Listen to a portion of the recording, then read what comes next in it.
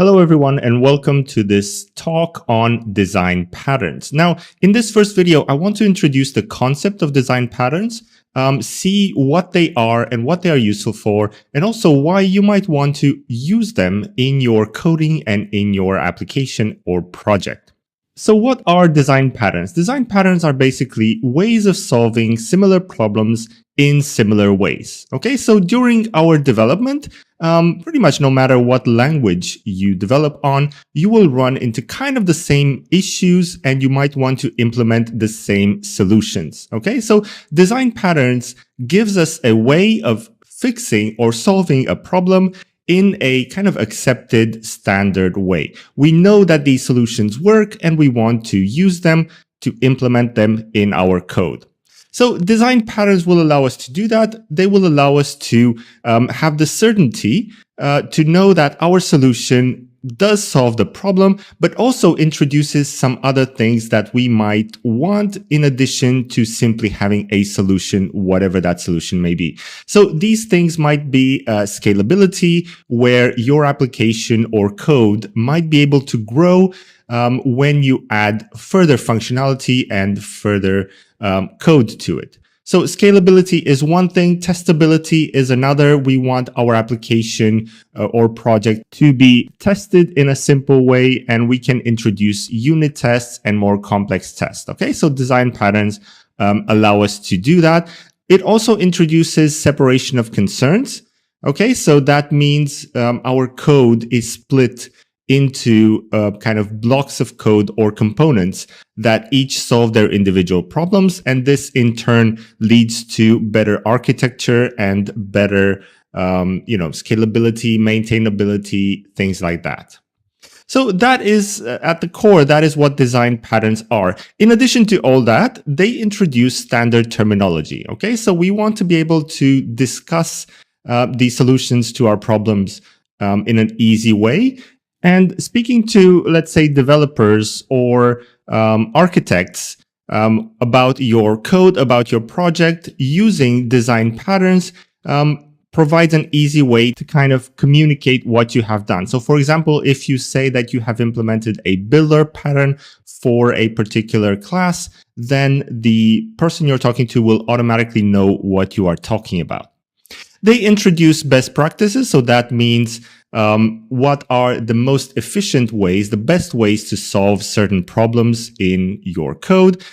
In software development, we often have one right way to to solve a particular problem and many kind of wrong ways. Even though the solution might work, you might not get things like separation of concerns if you, let's say, put everything in one code, right? So that would be an example of a wrong way to solve a problem. Design patterns introduce best practices, the best way that we have found to solve particular problems. Now, I want to introduce this term. You might have heard of it, the Gang of Four. The Gang of Four is basically a group of four software development architects that have put together the book, the foundational book on design patterns. Okay, and this is what this course is kind of based upon. They describe, based on their experience, they describe the best ways to solve a lot of problems and come up with some solutions to common problems. Okay, they have named these solutions design patterns.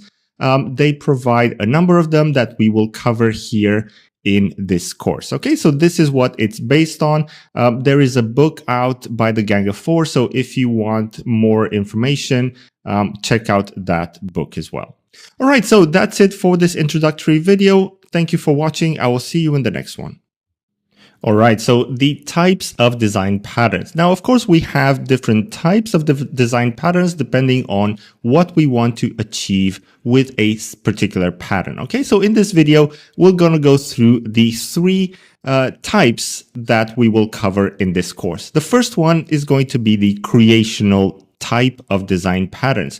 And the creational design patterns basically relate to how you create specific objects or specific components in your applications. Okay, so why do we have this? Well, we have different ways of creating objects or components depending on the requirements we put on those. So you can imagine, for instance, a class that has multiple parameters. We want to, let's say, instantiate some parameters and not others. And we want to do this in an efficient way to provide the quote unquote user, so the caller object, with a lot of options and a lot of possibilities. And this is where, for example, the builder pattern would come in. Okay, so different ways of creating objects or creating components in a way that achieves the nice to haves that we talked about.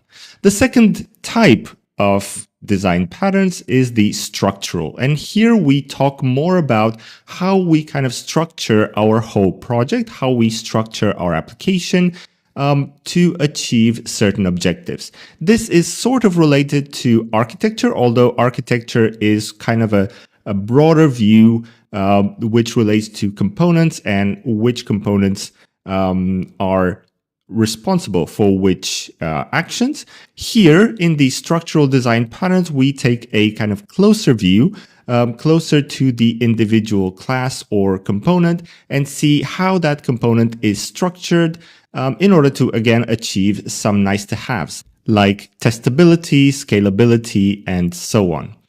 And the final type of design pattern is going to be the behavioral. And the behavioral pattern relate to how the components that we create behave in our application and interact with each other. Okay, so here is where we will see how we communicate between components based again on the structural types of design patterns.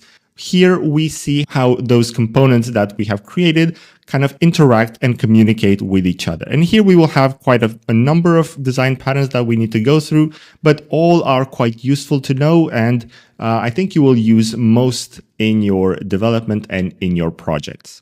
Okay, so this is kind of a broad view of what types of design patterns we have. And in this course, we have split the structure of the course. We have sections for each individual type. Okay, so firstly, we will talk about all the creational patterns, and we will begin that in the next section. Okay, so thank you for watching this video, and I will see you there.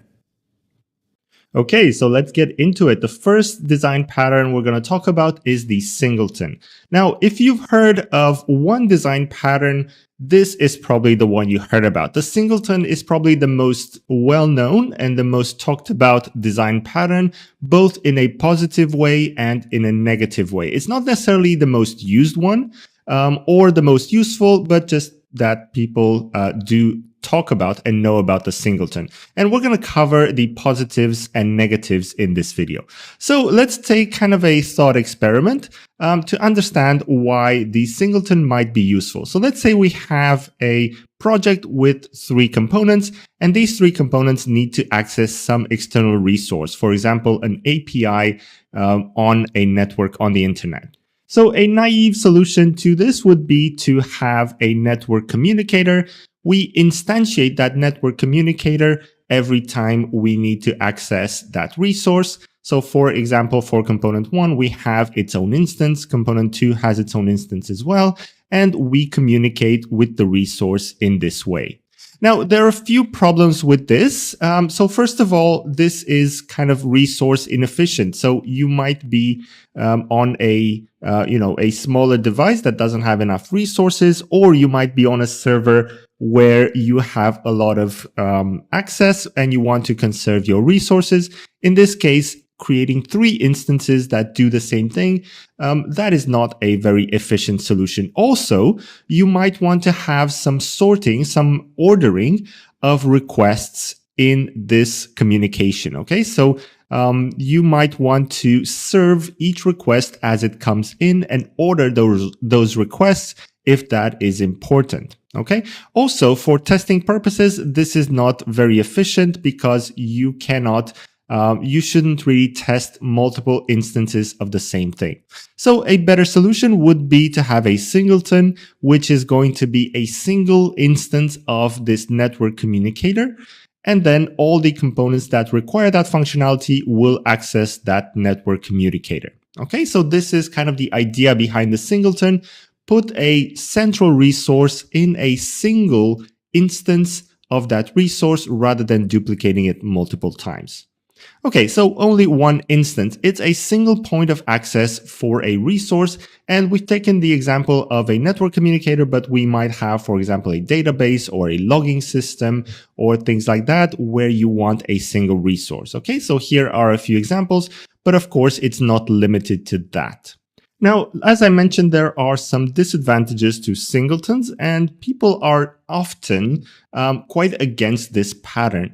The main reasons why people don't like them are, first of all, it breaks the single responsibility principle, which means that a singleton will basically manage its own state and will allow others to create only one instance. And this is not ideal. This is often a code smells, quote unquote code smell, which simply means that a particular class should create a component when required, whereas the singleton creates its own instance. Okay, so this is not ideal.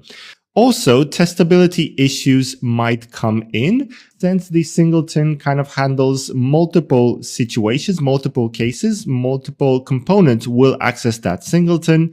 By its very nature, where you have a single instance of a component, that means you couple tightly the components that need the singleton with the singleton instance. Okay, so this kind of reduces testability. You cannot really mock a singleton in a test since you have only one instance, and you need to, kind of get around that in some way.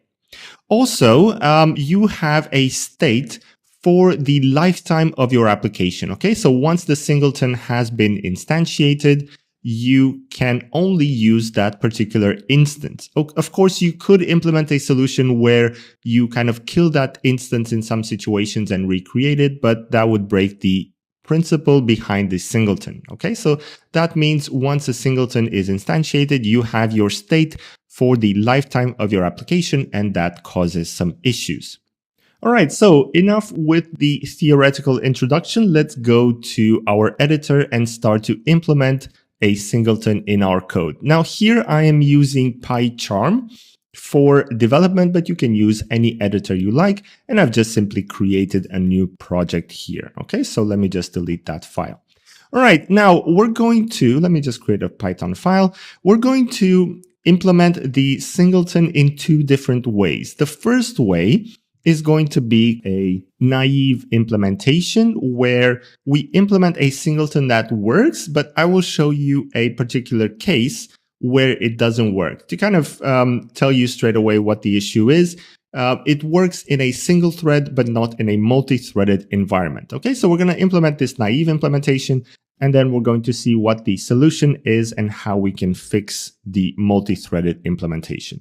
Okay, so first of all, I'm going to have a naive singleton. So let's implement this naive singleton. I'm going to have a class with a singleton, and I'm going to have a type here. Okay, I'm going to have underscore instances is going to be this empty dictionary, and I'm going to override the call method. So def underscore underscore call, and I have here self args and kw args. Now I'm going to say if self not in self dot underscore instances. So if we don't have that instance, then we will create it. So instance equals super dot call. Okay, here we have args and kw args.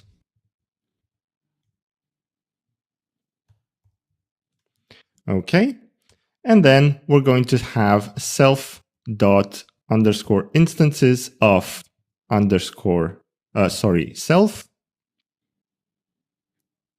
equals instance. Okay, and outside my if, I'm going to say return self dot instances of self. So what I'm doing here is I'm checking, does this instance exist? And if it doesn't, then I create it. and I add it to my dictionary. If it does exist, then I don't need to create it again, and I simply return it. Okay, so that will just create a single instance for my singleton class. Okay, I'm going to have here a class network driver with a meta class singleton. Okay, and here I will just have a method define log of self, and I'm going to print an f string, and I'm going to have self, and I want a /n at the end. That should be, I've put self here twice. There we go. So I will just define a method that prints out my instance of my class. Okay. And then finally, I will have a def create singleton. Okay, no parameters here. And I want to have singleton equals network driver, singleton.log, and I will return singleton.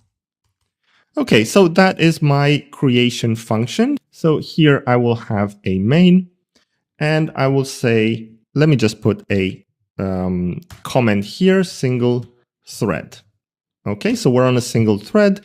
I'm going to say S1 equals create singleton, and S2 equals create singleton. Okay, so I create two singletons, but obviously if this works as it should, then only one singleton will be created. Okay, so let me go ahead and run this, the quote unquote naive singleton, and we can see here that the created objects are exactly the same. Now, the problem comes when we implement a multi-threaded environment. I've just realized that the text is quite small, so let me just update this. Let me search for font size 16. Let's put it to 20. Hopefully, what is happening?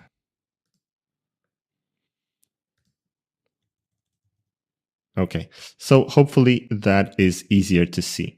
Now, so as I mentioned, this is a single thread. So let's add a here multi-thread.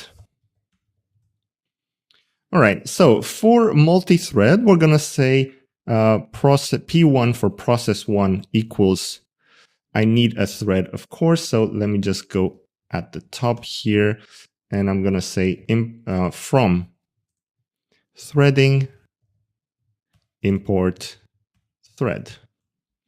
Okay, so I have my thread. Let me put a space here. Okay, going down, I have P1 equals thread, and I have target equals create singleton. Okay, and I will have P2 equals thread with target equals create singleton. So this will create two singletons on two threads. So let's see how this works. If I run this, okay, so I need to comment out the creation, because the creation, once the creation is done, of course, the singleton is created. So we will get the same thing. And I'm thinking, because this creation here can happen really quickly, I would need a bit of slowdown. So in a real world situation, this might be delayed to, instantiate some resource. So I want to simulate that. I'm going to put here import time. If I type this correctly, import time. And I want to simulate here that this might take, let's say, time.sleep for 1 second. So it will take, let's say, 1 second to create this singleton. And in this case, that will cause some issues. Okay. The reason I've done this here is because in a real world situation, it takes some time to instantiate some resources on your machine. So for example, instantiating a connection to a database or to a network communicator or whatever it is. Okay, so with that, let's run our naive singleton, and I've just forgotten here to say p1.start and p2.start. Okay, so running that again.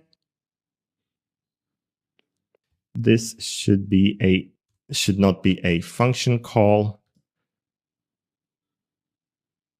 All right, we got there in the end. Okay, so sorry about that. There was a bit of confusion, but in the end, we basically create two threads. We start them, and as we can see here, we create two different objects of this class, right? Here we have 40, here we have D0. So these are two different instances of our supposedly single instance class.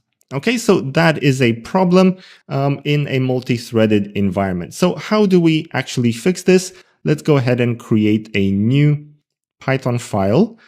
Here we have, let's say, thread safe singleton. Okay, I'm just going to copy everything from here and paste it here. The way we solve this is once we start to create our singleton, we need to have a lock so that we lock the thread so that other threads cannot access it here. Okay, so in order to do that, I'm going to add lock here from threading. And in my singleton class, I'm going to have underscore lock is going to be lock. All right, so I have my lock. And in my call function, I'm going to say with, here I have self.lock. Okay, and I'm going to put my if inside this with block. Okay, so with that done, I think the rest should stay the same. And I'm going to just run this. And you can see that we have the same instance for both threads. So what is happening here is basically whenever we enter this function call, we lock the thread to check whether or not there's an instance. Okay, so that is all that we need to do. Once we have that determined, then we can simply return the instance that is available. So that is how you would implement the singleton for multi-threaded environments. All right, so in this video, we're going to talk about the factory method. Now, here is the problem that this design pattern will try to solve. So first of all, in our development, in our projects, oftentimes requirements change, and we do need to go into the code and change some particular aspects depending on what new functionality is needed, or we need to refactor the code that we have to adapt to new changes. Okay, so this is where factory method will come in because it will cause kind of a separation between the creator of an object and the user of that object, right? So that means this separation will allow us to change our code more easily without impacting a lot of our code.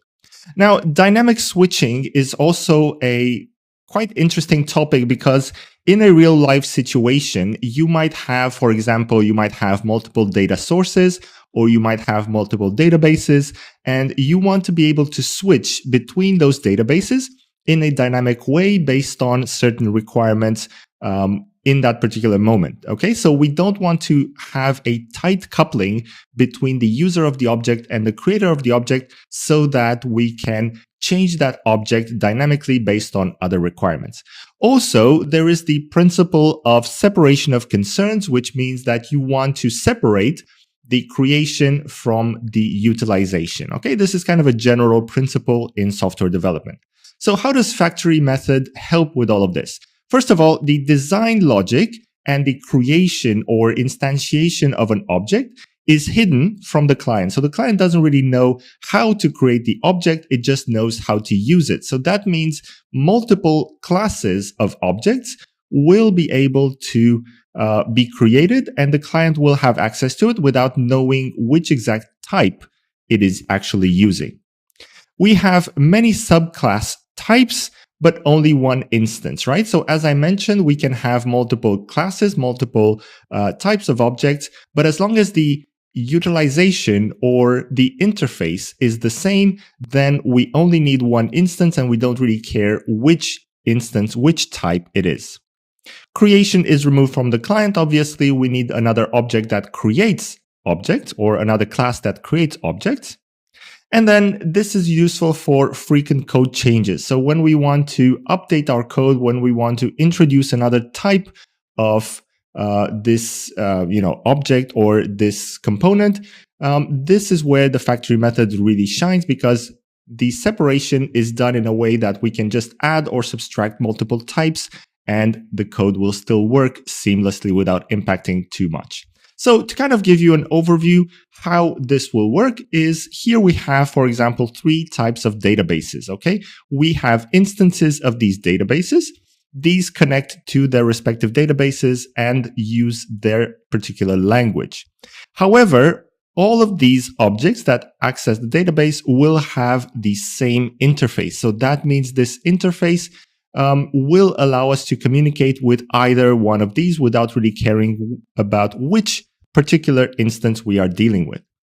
And then we have the database factory. In this example, this is a generic factory that creates the particular instance that at that particular time is required. Okay, so this is where the separation kind of comes in. The client doesn't really know or doesn't really particularly care which instance it is using, as long as it gets an instance with this particular interface. So you see the separation here between utilization and creation.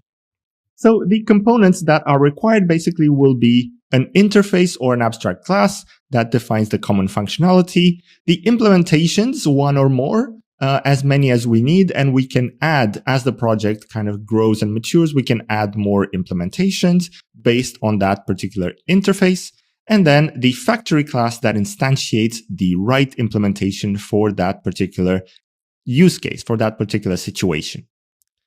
All right, so that is all for the theoretical introduction. Let's move to our code, and I'm going to create a new file here, new Python file, and I'm going to call this factory_method. All right, so in the factory method, we're going to add, first of all, we're going to add some objects to kind of serve as the things that we kind of move around and pass around in our code. So here I'm going to have a class country. And what I would like to do, I'm going to just pass here. What I would like to do with this code is I would like to have a kind of quote unquote currency factory that will give us the currency for that particular country. Okay, and we will have multiple instances of those currencies. We will see how that works. So I have my class country, and I will have another class here, let's say USA, that is a subtype of country. I'm going to pass here. I will have class, let's say Spain, country, pass, and let's add one more, class Japan, which is also a country. All right, now let's create a kind of abstract class. However, since Python doesn't natively support that, we need to import from ABC, import ABC and abstract method so that we can create abstract methods. And down here, we will say class currency factory. Okay, this is going to inherit from ABC, and we're going to have an abstract method. Let's define currency underscore factory. Okay, we have ourself, but we need to pass the country here. And we will return a string. And for now, we're going to pass. Okay, so this is the abstract method, which will allow us to implement our factory. Okay, so we have our currency factory. Now let's define, this is our interface. Let's define our, let's say, fiat, which is the usual kind of money that you have in a country, the usual currency.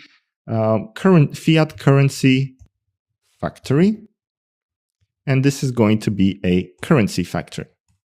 Okay, so we're going to define here our currency factory, that returns a string, and we're going to say if country is USA, then return USD, United States dollar. Elif country is Spain, then return euros. Else, I forgot. There we go. Else return JPY, Japanese yen. Okay, so very simple, very standard. Now let's create another one that's going to be virtual currency factory. And this is also going to be a currency factory. Let me just copy and paste this because it's going to be exactly the same. However, here, instead of USD, let's return, let's say, Bitcoin. For Spain, let's return Ethereum. And for Japan, obviously, we're going to return Dogecoin. Okay, so we have our factory. So now we can simply have a client code. So let's implement our main. We're going to have F1 equals fiat currency factory. And F2 is going to be virtual currency factory. Okay, so now if we use F1, we're going to say print F1 dot currency factory, and we're going to do that for USA, and that's going to create the USD. And let me just duplicate that 2 times. And instead of USA, I'm going to have Spain, and I'm going to have Japan here. Okay, so this is all with F1, and I'm going to copy and paste, and I'm going to replace this with F2. Okay, so this should generate all the coins, all the currency that we have in our application. There we go. So USD, Euros, Japan, and then Japanese yen, and then we have Bitcoin, Ethereum, and Dogecoin. All right, so that is the implementation for the factory method. So you can see the use is where we use in our code, in our main code, is separated from the creation, right? We don't know how to instantiate these currencies, but the factory itself does. So that is really useful in a lot of situations in your project. Abstract factory is, you can think of it as kind of one level of abstraction above the factory method. And it is simply put, it is a factory that creates factories. Okay, so just one level up. So let's see how this works in practice. So let's imagine we have a data source here, data source type. This is an interface. And then we have database, we have user input, network, and whatever other data sources we might want, we might have. All of these have underneath them, they have certain types. So for example, the database might have SQL database, MySQL database, or whatever type of database. So you can think of this as kind of a factory for databases, factory for user inputs, and so on.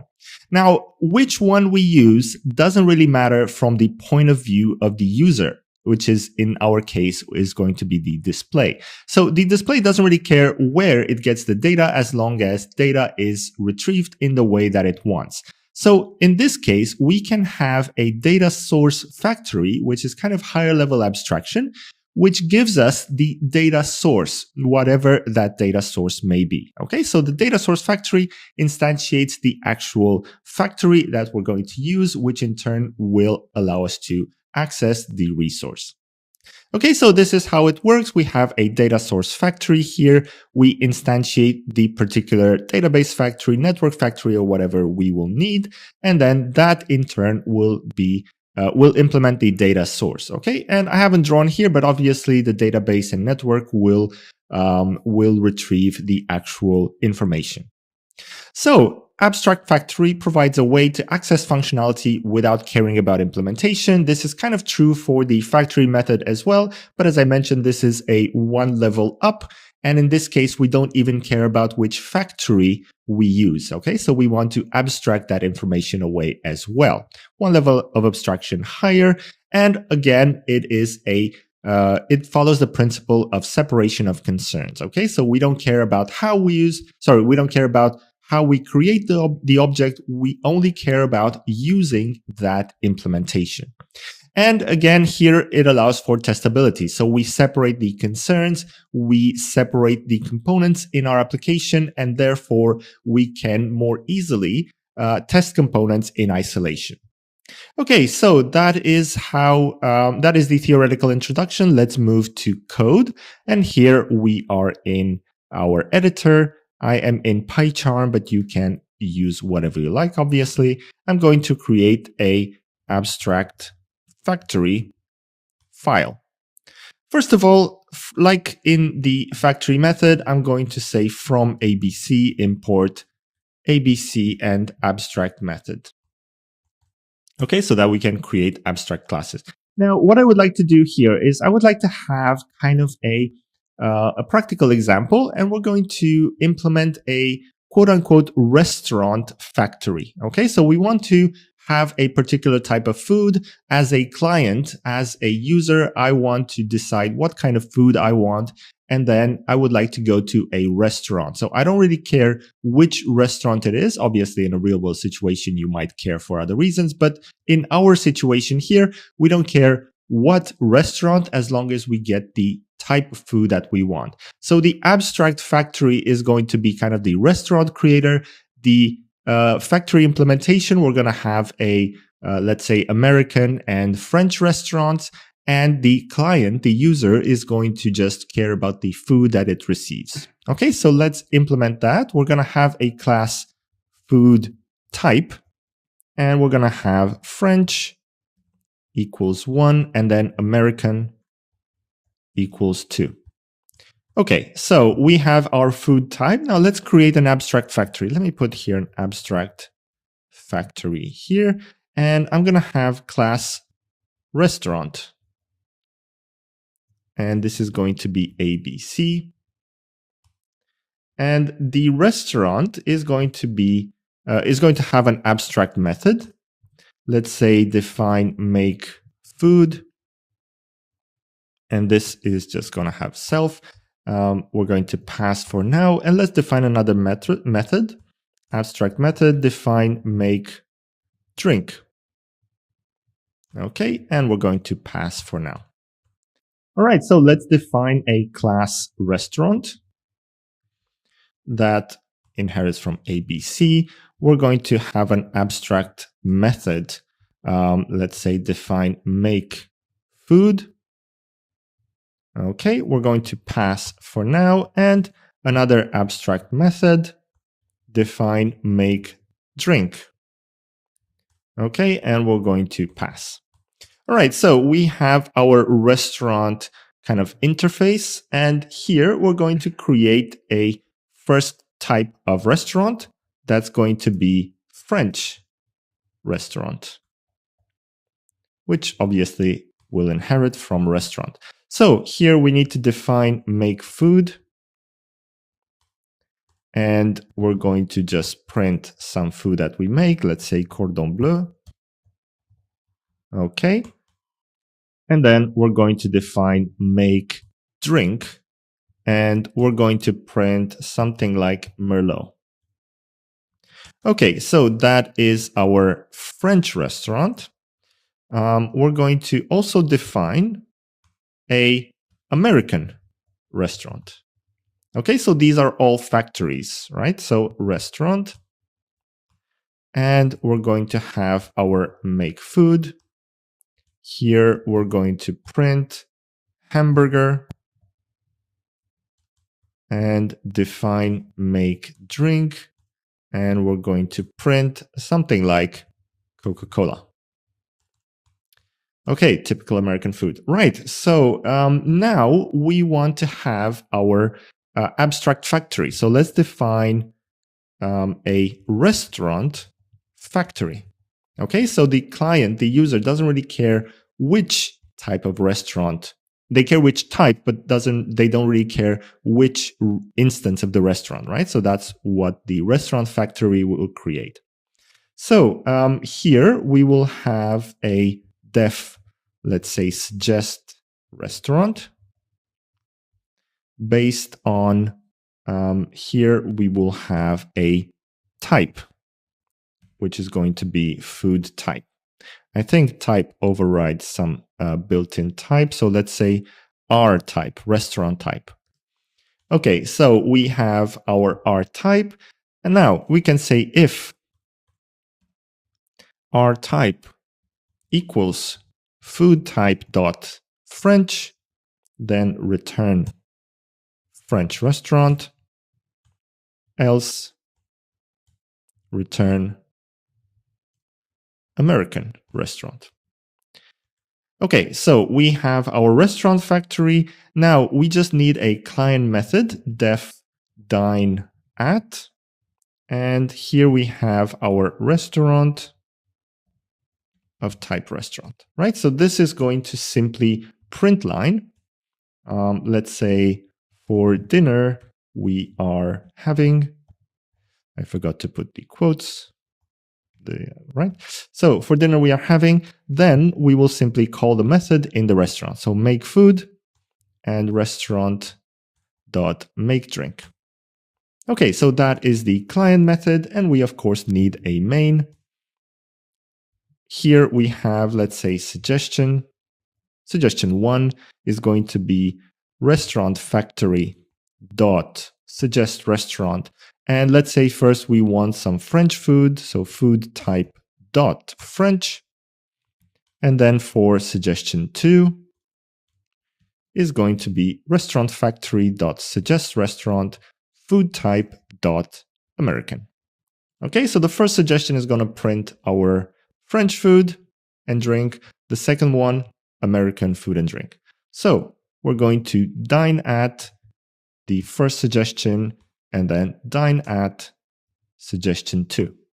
Okay, so pretty self-explanatory. I think the abstract factory, the restaurant factory, will basically create the factories that we have, French and American, and these in turn will share a common interface, which we have defined here as restaurant. So we can actually use them in the client without really caring which type there are, which instance they are. We know the food that we want, and based on that, the factory method, the abstract factory, defines our restaurant, but we don't really care about the instance. Okay, so here is where we use it, and we just call that in dine at. So let's run this. The only thing I forgot here is to make this method static. It's also a suggestion there. So we could just create a instance here, but this should be easier, right? So this is static. For some reason, the types have disappeared. So food type dot French and food type dot American, right? So since this is a static method, we can now access it. So let's go ahead and run this. There we go. So it is working as expected. For dinner, we are having French food and then American food. All right, that is all for the abstract factory design pattern. All right, in this video, we're going to talk about the builder pattern. Now, the builder pattern is really useful in many situations because it allows us to have an object that is initialized in different ways. So you can think about an object that has multiple parameters that we need to initialize. And in some situations, we might want to use some parameters. In others, we might want to use another set of parameters, right? So the builder allows us to be flexible when initializing an object. For example, if we have many parameters, it's quite impractical to build all constructors, to build the object that has the multitude of options when it comes to building it. So for example, if we have 5 parameter combinations, that will give us 120 constructors. So we don't want to list kind of all possible permutations and combinations of these parameters. We have some optional parameters in our objects, which means that some parameters are mandatory, others are optional. So we might exclude them if we want to when building our object. And in addition, it should be quite easy to read. Okay, so we should have a way to construct the object that is easy to understand and easy to use by whoever wants to instantiate that particular object. All right, so that is all for the quick introduction. Now we're going to move to our code. And we're actually going to see two ways of putting in place this builder pattern in Python. One is the classical way, and one is kind of a simplified way to achieve the same thing in an easier way. All right, so let's start with the first one. I'm going to create a new file, and I'm going to call this builder. So what I'm going to do here is I'm going to have a class called network service where I can instantiate it with different parameters. We're just going to have 3 parameters in our example, but you can add many more if you like. So you can kind of visualize how that would be. So let's have a class network service. And we're going to define our init method here. And we're just going to say self.components is going to be an empty dictionary. All right, so we're going to add a key of type string and a value of also type string. And we're just going to say self.components of key is going to be value. Okay, easy enough. And we also want to just print out our components to see what we have there. So here we have .show. Okay, and I'm going to say print self.components. Okay, so that is our network service. It's quite simple, but as you can see, we can add as many parameters as we like here. Now, for the purposes of this design pattern, we're going to have a class network service builder, which we're actually going to use to instantiate our network service. So here I'm going to define an init method, self._service is going to be a network service.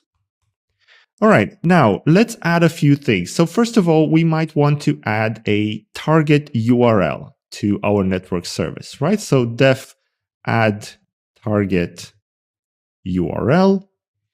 And here we have our URL of type string.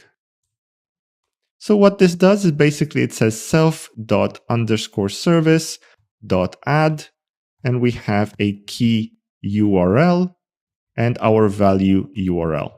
Okay, easy enough. That's the target URL. Let's define a couple more. Let's say add auth. Okay, so that's authorization. And here we have self and auth of type string. Okay, we're going to say self-service.add. We're going to have the key authorization. And we're going to have the value auth. Okay, and finally, we're going to add something like cache. Add cache. Or rather caching, because this is just the time interval for the cache. Okay, so caching, and here we're going to have our cache of type int. Okay, and we're going to say self._service.add. Here we're going to have cache control, which is how you would spell that in the URL headers. Okay, and here we have our cache. Okay, that's going to be converted to a string automatically. Now, we're going to define also a method build that will return us a network service. Okay, so we're going to simply say here, service equals self._service. I want to reset this _service. So _service equals network service, so reinstantiate that, and then I'm going to just return our service. Okay, that is fine. So here we have our builder, and now we're going to use it in our main. So let me define the main, and we're going to just say here builder equals network service builder. And now we can use it to create our network service. So first of all, we will create a very simple network service that doesn't have authorization and doesn't have caching. So we're going to say builder.add target URL.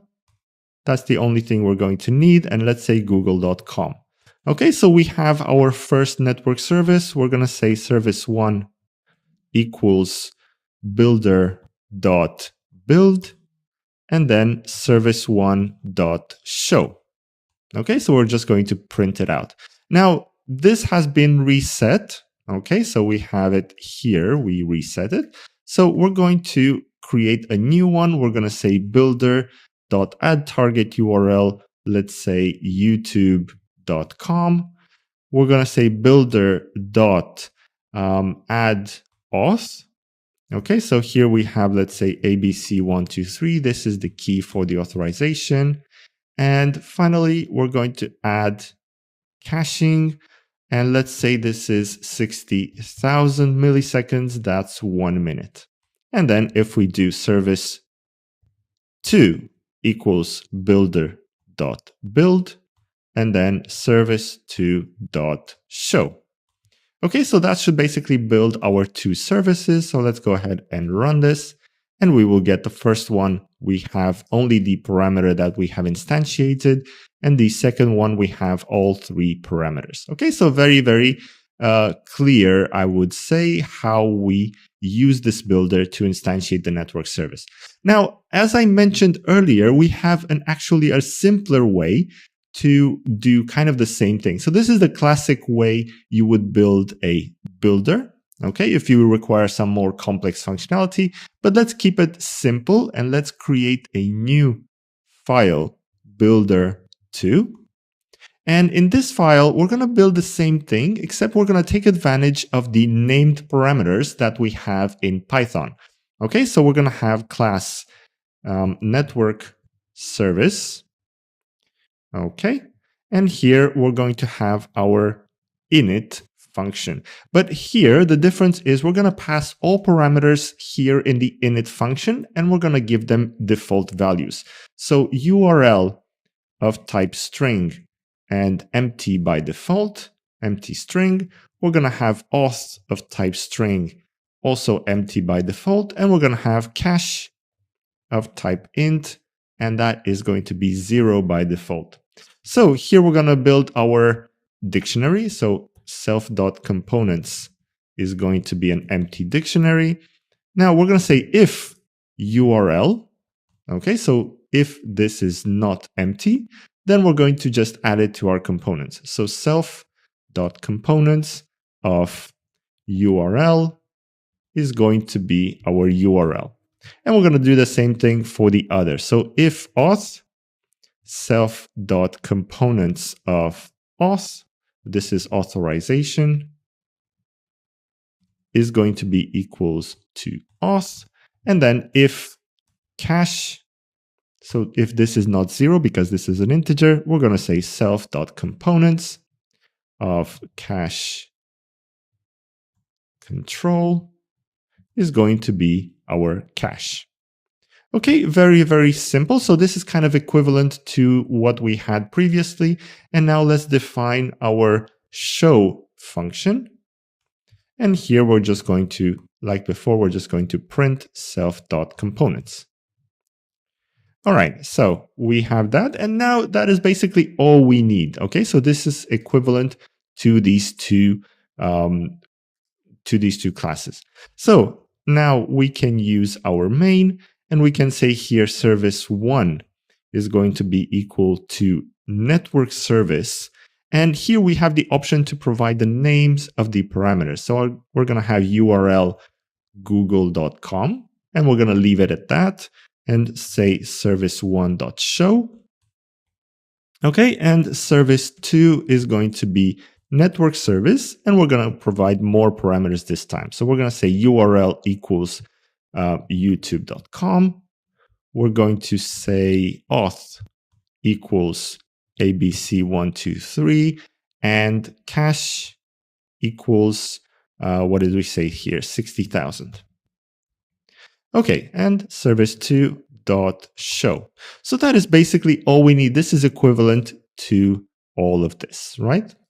So let's go ahead and run this code. And then we get the correct output, what we were expecting. So that is the builder pattern. It is quite useful, especially the second version that I've shown you here. It is quite useful and quite often used to provide optional parameters in your initialization. Okay, so you will find it quite often in code. All right, the last of the creational patterns that we're going to talk about is the prototype. Now, here is the problem that this is trying to solve. So let's say in our code, we have some existing object. It can be of pretty much any complexity. And for some reason, we need a copy of that object. Okay, so we don't want to kind of create a new object from scratch and then go through the whole process, because this particular object might already have some state in it or has gone through user interaction or some other reason, right? So there is some complexity in this existing object, and we just need a simple copy of that object. How do we do that? Well, the problem here is that we cannot simply copy the existing object, because some fields for example, might not be visible in that object, right? So we cannot go and kind of get each field individually and initialize a field with the same name in the new object. We cannot go one by one. Also, we might only have an interface to that object. We might not have the reference, the object itself, right? So we might not know exactly what we're dealing with. Also, a kind of a third problem in copying line by line or field by field is it requires tight coupling, in the sense that we would have to know exactly the structure of that class of the initial object that we're trying to copy. Okay, so that's obviously going to lead to tight coupling, which is not ideal. So what does this prototype need to do? First of all, it lets us copy existing objects. Okay, quite simple. We will not be depending on their class. That is quite necessary. We can have situations where we only rely on an interface. The copied object must provide the copy functionality. So we don't want to externalize this functionality outside the existing object. We want the object itself to provide the copy functionality, because the object itself will have access to everything that it needs. And it avoids tight coupling on the outside. Okay, so it will have access to its private fields. It will have access to all the required functionality, to its state, and so on. And then finally, this is quite useful in testing and pre-production. So for example, you might have a live system where you have certain long-lived objects like a database connectivity or some user state management object, something like that. If you want to test that object, or you want to kind of provide some pre-production staging environment, then you want to be able to copy those objects into your second system. Okay, so quite useful. All right, so that is the kind of theoretical overview. Let's go to our code. Now, the good news is that Python out of the box provides us with this copy functionality. We just need to kind of import it in our project and know how to use it. So let's go ahead and create a new file here. And I'm going to call this prototype. Okay, now the copy functionality is going to be in a copy package. So we're going to import copy. Okay, and I'm also going to import, from ABC, import ABC and abstract method, so that we can define kind of abstract functionality. So what we're going to do here is we're going to have kind of a theoretical example. We're going to have a shape structure. These are the objects that we're going to have in our code, and we're going to, using these shapes, we're going to build a quote-unquote abstract art functionality. Okay, so an object that combines these shapes together to provide some output, and we want to copy this art. Okay, so we're going to have here class shape that inherits from ABC, and we're going to have an abstract method def draw and we're going to pass for now. Okay, so with this shape, we're going to have a class square. That is a shape. And we're going to define the init function here with a size parameter. So we're going to say self.size equals size. And obviously, we need to define the draw method that simply prints out a f-string drawing a square of size and the size that we have, self.size. Okay, so that is our square. Let's define one more. We're going to have a circle here, which is also a shape, very similar in it. We're going to add a parameter radius, and we're going to say self.radius equals radius, and def draw, print a f-string drawing a circle of radius self.radius. All right, so very good so far. Now, we're going to have an object that we will eventually copy, and that's going to be class abstract art. Okay, here we're going to have an init. We're going to override the init, and we're going to say, let's say we have a background color, and we're going to have our shapes. So self.bg color equals bg color, and self.shapes equals shapes. So shapes is going to be a list. So we're going to say def draw. Okay, and we're going to just print a f-string background color is self.bg color, and we're going to print all the shapes. So I have x.draw for x in shapes. X.draw a function call here. All right, so we have our abstract art, and we need to just have a main where we can create some objects. So here, let's create some shapes. That is going to be a list. Let's say we have a square of 5. We have another square of 3. And we have a circle of 8, for example. And then we can create an art1 object that is going to be an abstract art, where we provide the background color as red and provide these shapes. Okay, so far so good. Now, this is quite basic, quite simple functionality.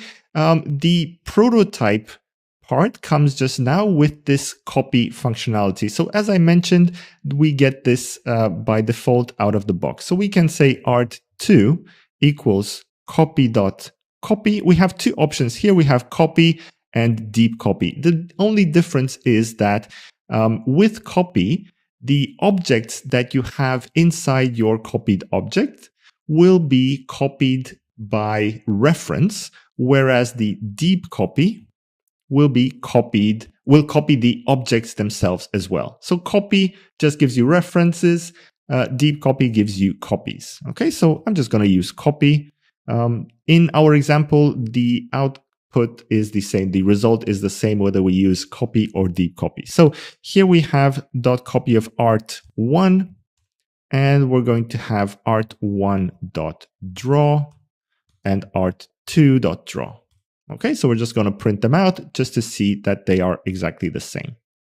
So running that, we get the art1 and art2. Okay, so they are exactly the same. They have the same parameters, and the kind of prototype pattern was implemented automatically for us, was given to us out of the box with the copy package. All right, so the first of the structural design patterns that we're going to talk about is the adapter. And the adapter is kind of maybe the easiest to understand of the patterns. What it does is simply it converts one interface of one class into another interface that the client expects. What this means is that we might have in our code, we might use a third-party library, or we might have some part of our code that is used in multiple places. So that means we cannot actually modify that particular class or that particular interface. So what we want to do is we need to convert the interface that we do have control over, and we want to be able to access the third-party library or third-party interface in an easy way. So we cannot contact it, we cannot access it directly because these two interfaces are more or less incompatible. So what we do need is some sort of adapter between our interface and the third-party interface. Or we can think of it as converting data from one format into another. Whether we're talking about interfaces or data, we still need this kind of adapter between the two types. So here is a small diagram to kind of show you in graphic form what we mean. We have a client that has a target API or target interface, and we need to call this adaptee interface that we cannot modify, have no control over. So what we do is we implement this adapter class that converts the call that we have in our code to this specific call in the third-party library. We don't want to put this functionality, this adapter functionality in our target because we want this kind of separation of concerns. And also we might not want to modify the target if it's used in multiple places in our code. So the best solution is to have this separate adapter class that converts from one type to another or converts the data from one type to another. All right, so let's move to our code and let's go ahead and create a new file here. And I'm going to call this adapter. So what we're going to do here is we're going to have a type of data in the third-party library. We're going to implement that and kind of think of it as immutable. We don't have access to it. And we're going to then implement this adapter class that converts from one data type to another. So first things first, let's go ahead and import from data classes, import data class. And let's define here a data class. And I'm going to call this class display data type. Okay. And this will just have an index of type float, and it will have some data of type string. Okay, so I'm going to mark this as third-party functionality. Okay, we don't have access to it. We cannot modify this functionality. Also, in the third-party functionality, we have a display data class. Okay, and this has an init where we have some display data of type display data type. And we just want to store it for now. So we're going to say self.displayData equals display data. And we have some functionality. So let's say def show data. Okay. And we're going to just print line an F string, third party functionality. Okay, we're going to have here self.displayData.index. We're going to put some dash line and then self.displayData.data. Okay, so we just want to show the data in a certain way, and we're going to assume that this is kind of third-party functionality. It's a bit more complex, but we're going to simplify it here just for the purposes of this code. All right, so what do we do with this data type? We cannot simply use it. Let's say we want to store it in some database. This is display data, so we cannot just simply access it as it is. And here we're going to implement some of our own functionality, so our code.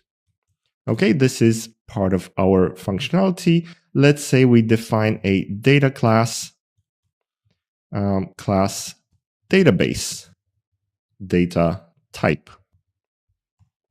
Okay, and this has a position of type int, and it also has a, let's say, amount of type int. All right, so we have our code.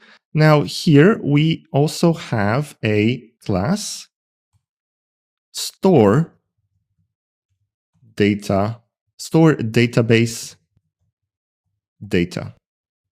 Okay, we're going to define an init function. Okay, here we have database data of type database data type, self.database data equals database data. And we're going to have some local functionality, some of our own code functionality. Let's say store underscore data. Okay, we pass some data here and we'll just print it out. So print an f string database data stored, and let's just display the data. So self.database data position, some dash line, and then self.database data amount. All right, so this is our functionality. So what we want to do is we want to access this show data, but we don't want to do it directly for the reasons that we mentioned previously. So what we're going to do here, we're going to create a class display data adapter. Okay, and in this display data adapter, we're going to inherit from store database data and display data. So we're going to use both. We're going to have an init function that retrieves some data, self.data equals data. Okay, and we're going to define our store data. Okay, let's print a message to know that we are in this code. So call our code, but use third-party code. Okay, so we're adapting our code to the third party. And then we're going to say for item in self.data, we're going to convert the data type. So we're going to say DDT equals display data type. Okay, we're going to convert to float item.position. And then we're going to convert to a string the item.amount. Okay, so this is very specific to your code, to your functionality. In our case, we're converting the data that is passed to us, which is position and amount. We're converting that to our display data type so that we can call our show data. Okay, so with that, let's go ahead and say self.display data equals DDT. And we're going to call self.showData. Okay, so we're storing the data in the right way, which is required by the third-party library, and then we're just calling the functionality. You can see here that the specific call to the third-party functionality is encapsulated in our adapter, so the actual stored data, database data, is not actually changed. Okay, so we're just adapting this call to the third-party functionality. All right, so with that, let's have a function here, def generate underscore data. Okay, and this will generate our list. So let's say data is going to be a list, and data.append database data type. We're just going to generate some data here. Let's say 2 and 2. Let me just duplicate this twice. And let's just change the values here, 3 and 7, and 9 and 1. Okay, so this is the data that we're trying to adapt, and we're going to return data. Okay, so now we have our main implementation. We're going to instantiate the adapter equals display data adapter. And here we're going to pass the generate data. And then finally, adapter.store data. Okay, so we're calling our functionality, but in reality, we're using the third-party functionality. Okay, let's just remove a few lines here so that the compiler is happy. And then I'm going to run the adapter. I think I just made a mistake here. We don't actually need this call here since we have the self.data. Okay, so just remove that, try it again, and run. Okay, another small mistake. Instead of display data type, we're not actually creating. We need to create our own data type. So instead of display data type, we're going to have database data type. My mistake there. Okay, so basically we are using our own code. We're not using the third-party code. The third party is going to be restricted to the adapter. So this has to be a database data type. All right, let's run it. And then we get our correct functionality. So we are calling our code, but using the third-party code, and third-party functionality has been converted, right? So our data converted to this data type. All right, that is it for the adapter pattern. Thank you for watching. I will see you in the next video. All right, so let's now talk about the bridge pattern. Now, the bridge pattern is very useful when we have multiple inheritance in our code. So you can imagine a part of our code, a class that needs to inherit from multiple other classes, multiple components. That class will be composed of a certain number of other parts and other components. The issue here is that the more of these components we have in our class, the more this class needs to handle different functionality in different cases. So separation of concerns is kind of broken here since one class will handle multiple aspects. So let's have a quick theoretical diagram to kind of illustrate this point. So here I have a class that inherits kind of two components. One is going to be shape and one is going to be color. So this will need to handle basically all these kind of permutations, right? Red circle, red square, and blue square. A better solution in this case would be to kind of separate these two components, shape and color, into their own classes. And you can imagine here, if we add another dimension, 1, 2, 3 other dimensions, then this inheritance will kind of grow exponentially, right? So the better solution is to separate these two components. One is going to be shape, and that's going to handle circle and square, and another is going to be color, red and blue. And here we have the relationship between the two, which is what we call the bridge. Okay, so having classes with multiple orthogonal traits, multiples of these components, exponentially increases the size of the tree, right? So the more we have dimensions here, the more we have permutations down below.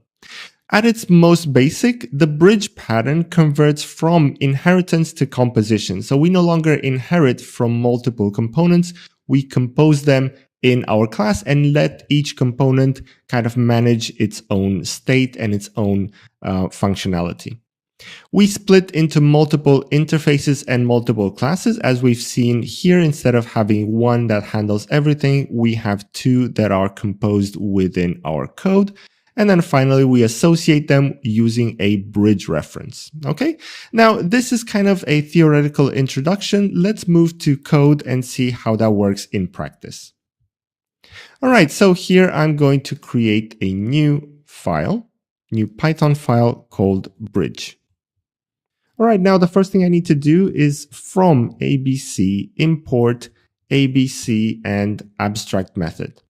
I want to be able to set a few abstract methods in my upper class, in my main class. So here I will define class device. All right, so to give you a description of what we're going to do here is we're going to have a few different types of devices and a remote control to control those devices. And we're going to connect them through a bridge. Okay, so the first thing we need to define is the device.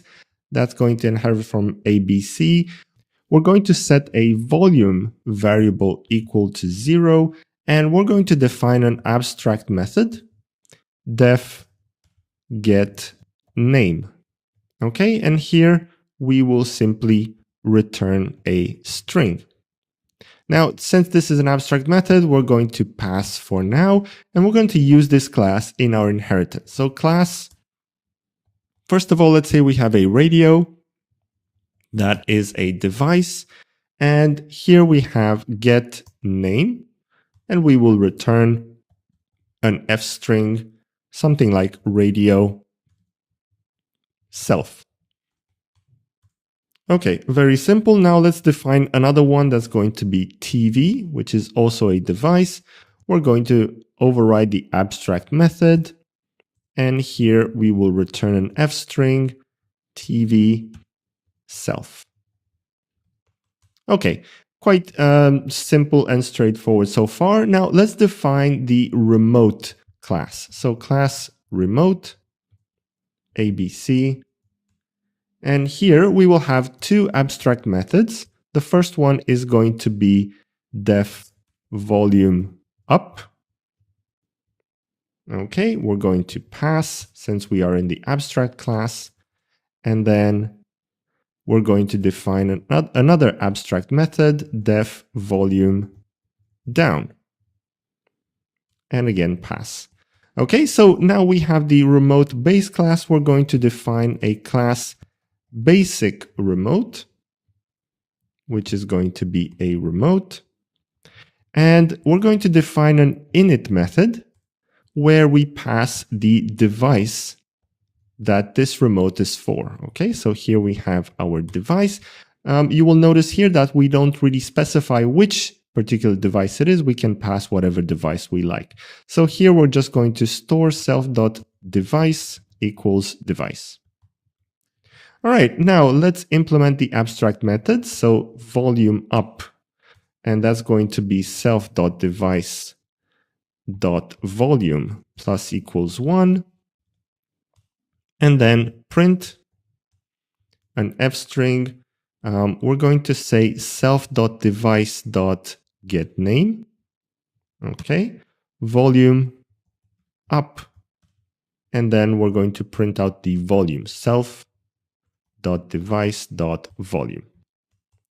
All right, so that's volume up. We're going to define volume down in a similar fashion, self.device.volume minus equals 1. And then let me just copy this code, and then we're going to say volume down to this level. So that is basically all we need to do. Now let's define a main function. And here we will have a radio and a TV. Okay, and of course we need two remotes, one for radio and one for TV. So radio remote equals basic remote of our radio, and TV remote is going to be basic remote of TV. All right, so we have those. Now let's go ahead and change up the volume a bit. So radio remote dot volume up. Okay, we're going to say radio remote dot volume up, and finally dot volume down. Okay, and we're going to do something similar for TV remote dot volume up, TV remote dot volume down, let's say. Volume down, and then let's say TV remote dot volume up, and duplicate that. So just kind of randomly changing the volume for those two. So you can kind of see how we work here. We have our basic remote and we have a bridge to our device. Okay, so we connect those in this way, and we can manipulate them regardless of which particular type of device we pass here. Okay, so if I run the bridge, then I would get the radio, volume 1, 2, and then back down to 1. The TV, 1, then back to 0, and then increase it twice. Okay, so hopefully this gives you an idea of how the bridge pattern works. We have only two dimensions in our case. We have device and remote, but you can imagine a code where we have multiple of these dimensions, and in this case the bridge pattern will be even more useful than it is here. All right. So the composite design pattern is often used when we need to apply a certain functionality to a structure in our code. And most often that structure is going to be a tree of components within our code, right? So let's have a look at a quick high level example here. So here we have a computer that is composed, among other things, of memory, hard drive, and a processor. And the memory itself is composed of a random access memory and a read-only memory. And you can imagine this kind of tree structure going much deeper. Each of these components can be subdivided into other components and so on and so forth, right? But I've simplified it here to just a tree that looks kind of like this. Now, each of these components has a price, okay, a price assigned to it. And what we would like to do is we would like to calculate the total price for that element, for that computer. Or individually, we want to calculate the price for the subtree. For example, the one we have here is the memory, right? So we want to calculate the memory price, and then we want to calculate the computer price. And this is where the composite design pattern comes in, because we can apply one particular functionality, one calculation to the entire tree or to a sub-tree within that larger tree. So the composite design pattern allows us to structure objects into trees. And then it works really well when the functionality can be represented as a tree. So whenever we have this kind of structure, it can be a tree, it can be a graph. As long as we have a way of navigating that structure, then we can apply the composite pattern. It allows us to manipulate multiple objects as a single one. So for example, here it allows us to either manipulate the entire structure as one, as the computer, or if we want a sub tree from that larger one, we can manipulate the memory, for example, as a single element. All right, so that is the composite design pattern. I know this is kind of abstract, but let's go to our editor and start to implement an example of how this might work. So I'm going to create a new Python file here, and I'm going to say composite. All right, now the first thing I need to do is I need to define a class equipment. And by the way, we will implement the structure that we saw in the theoretical example, right? So we'll have a computer, memory, hard drive, processor, and so on. All of these are equipments, okay? So I'm going to define here an init that has a name of type string and a price of type int, okay? We're gonna limit our prices to integers. And let's just store self.name and self.price.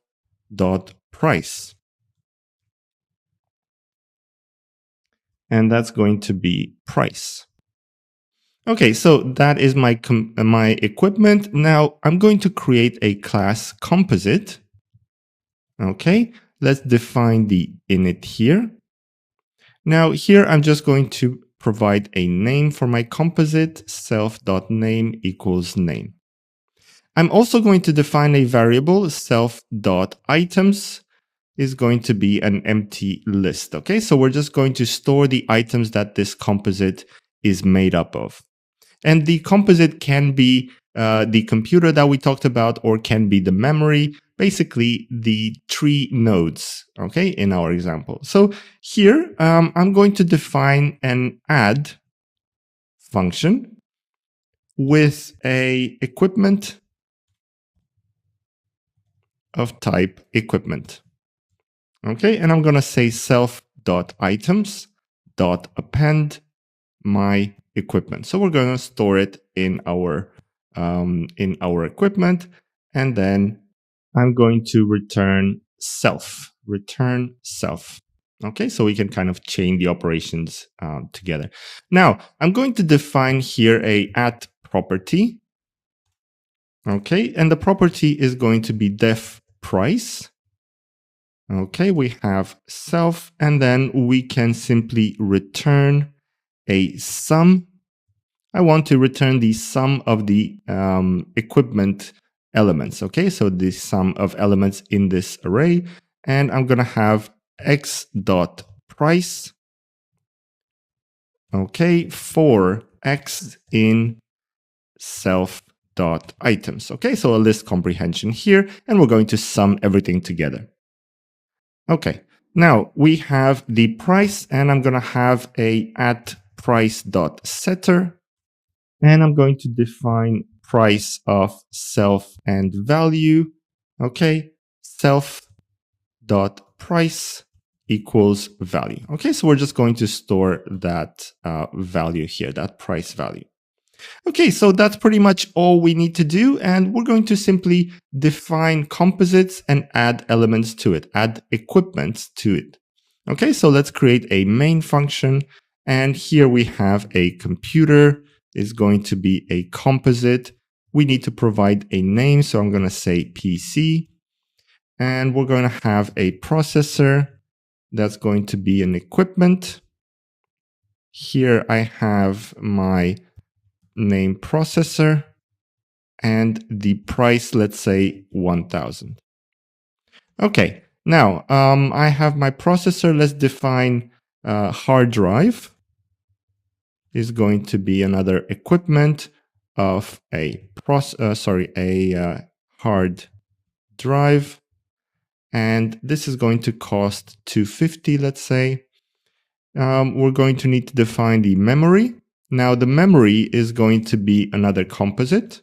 Okay, this is a node in a tree. It's not a leaf yet in our structure. So here we have memory, and we have ROM memory, which is going to be an equipment of read-only memory.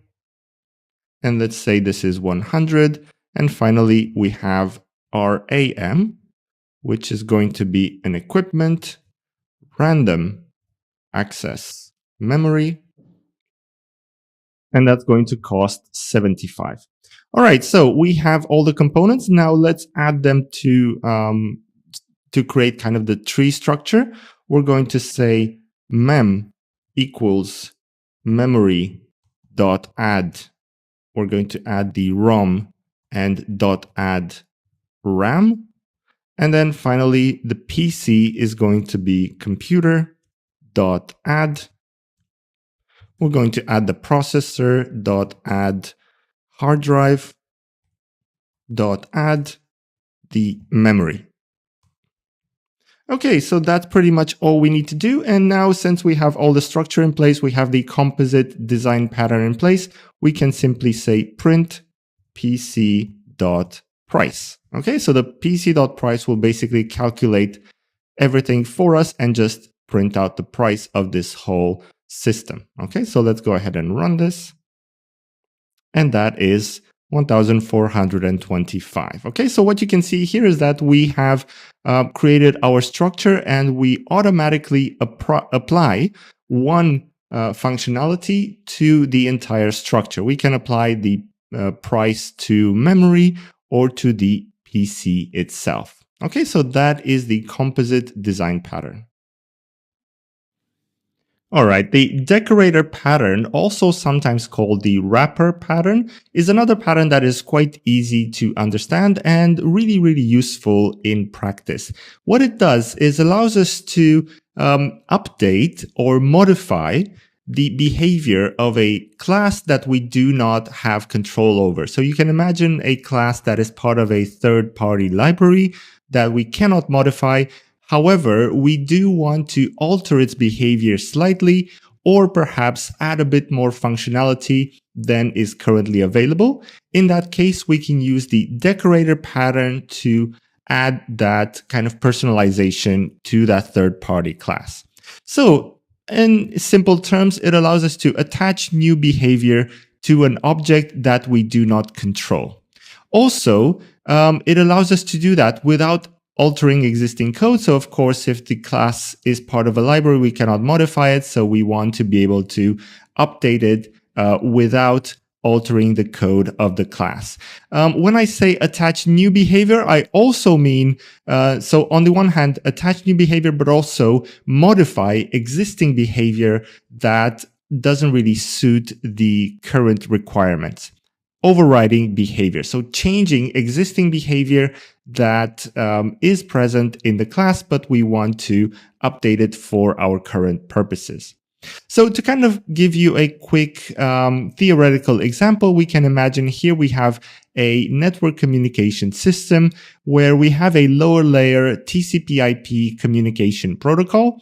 And let's say, as an example, that TCP/IP protocol has a send packet functionality. Okay, so that send packet functionality will not be enough for the purposes of our application. Okay, we want to communicate easily, seamlessly with a library, with an API, let's say. So we want to add some more functionality to this layer. So we can imagine that we can create a network communication layer where we have a send network message that uses the underlying send packet functionality. Okay, we have put a wrapper on top of this TCP/IP. And we can actually keep going. We can create another layer that is, let's say, an API service that we can actually use in our code, in our application, where we can say something like retrieve API that will kind of hide the details of the implementation, but just give us the required functionality for our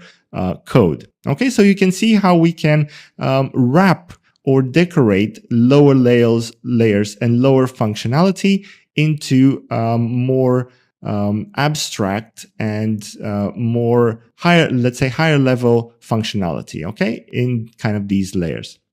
All right, so that is all for the theoretical introduction. Let's take a quick code example to kind of solidify how this works in practice. Okay, so let's go ahead and create a new Python file here, and I'm going to call this decorator. Now, what I would like to do here is I would like to build a kind of an abstract example where we have a coffee machine that produces some coffee.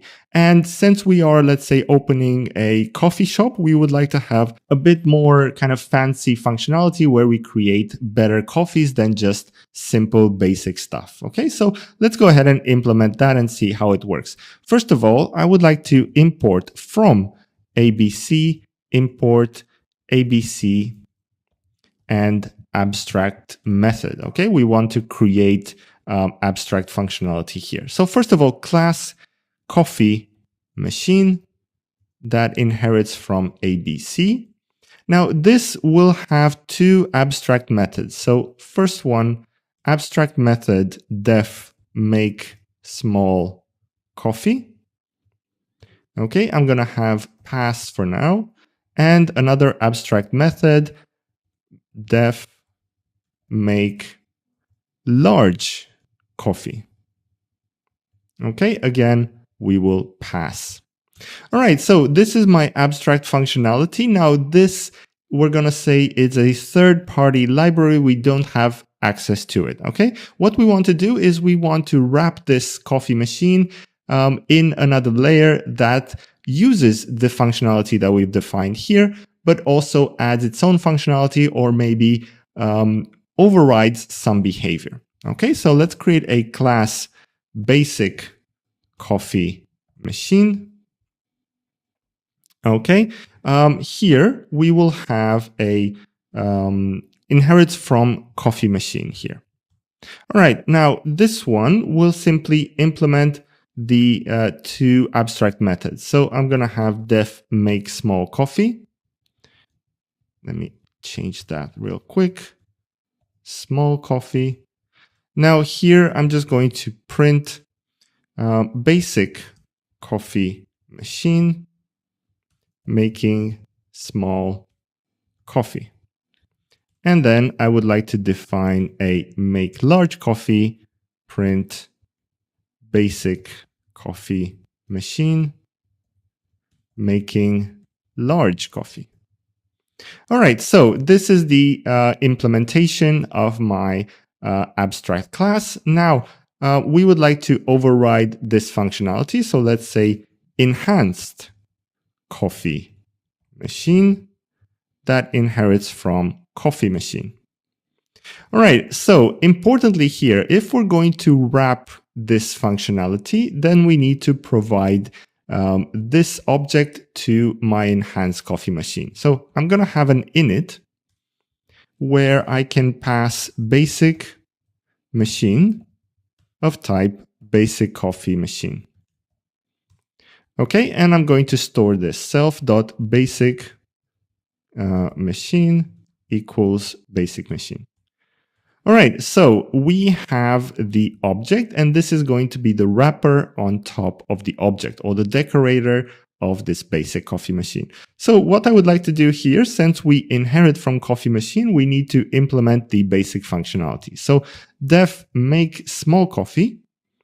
Now here, we can simply use the functionality that the initial object, the underlying object, gives us. Okay, so for this example, we're not going to do anything special. We're just going to use self.basicmachine.makeSmallCoffee. This is to kind of show you that we can have some functionality that is there, and we're going to use it as it is in the lower layer. Now, if we want to override some functionality, we're going to override make large coffee self.basicMachine.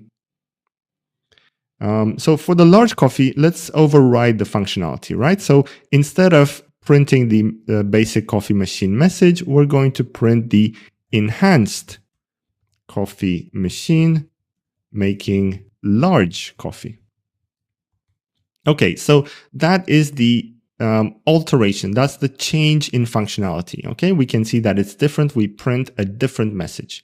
Now we can also have added functionality. Okay, so we have same functionality, change functionality, and added functionality. Let's say make milk coffee.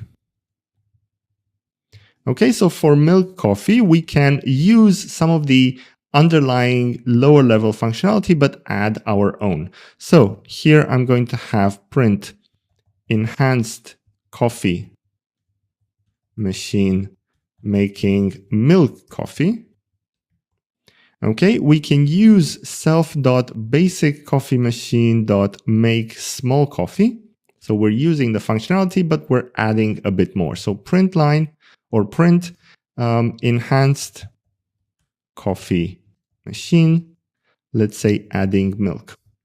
Okay, so we're kind of wrapping this lower level functionality with our own custom one.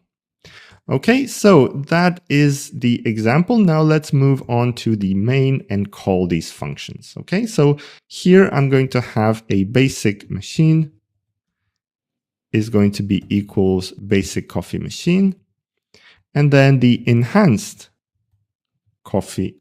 machine is going to be enhanced coffee machine. And here, of course, we need to provide the basic machine. Okay, so we have the two. Now I'm going to call enhanced machine dot make small coffee. Let's just print one line here. Enhanced machine dot make large coffee. Print an empty line again. Okay, and then enhanced machine dot make milk coffee. Okay, so that should call all the functionality that we have defined. So let me just run the decorator now. Now, the first one, simple functionality that's defined in the lower level, updated functionality or overridden functionality.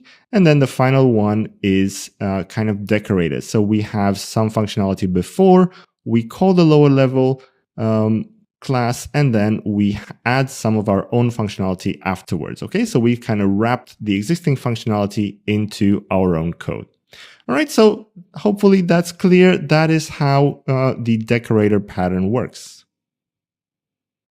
In this video, we will talk about the facade pattern. Now, this is one of the most useful design patterns because what it does is it allows us to hide away some complexity and some difficult to understand functionality behind a very simple interface. Okay, so let's have a look at what it is.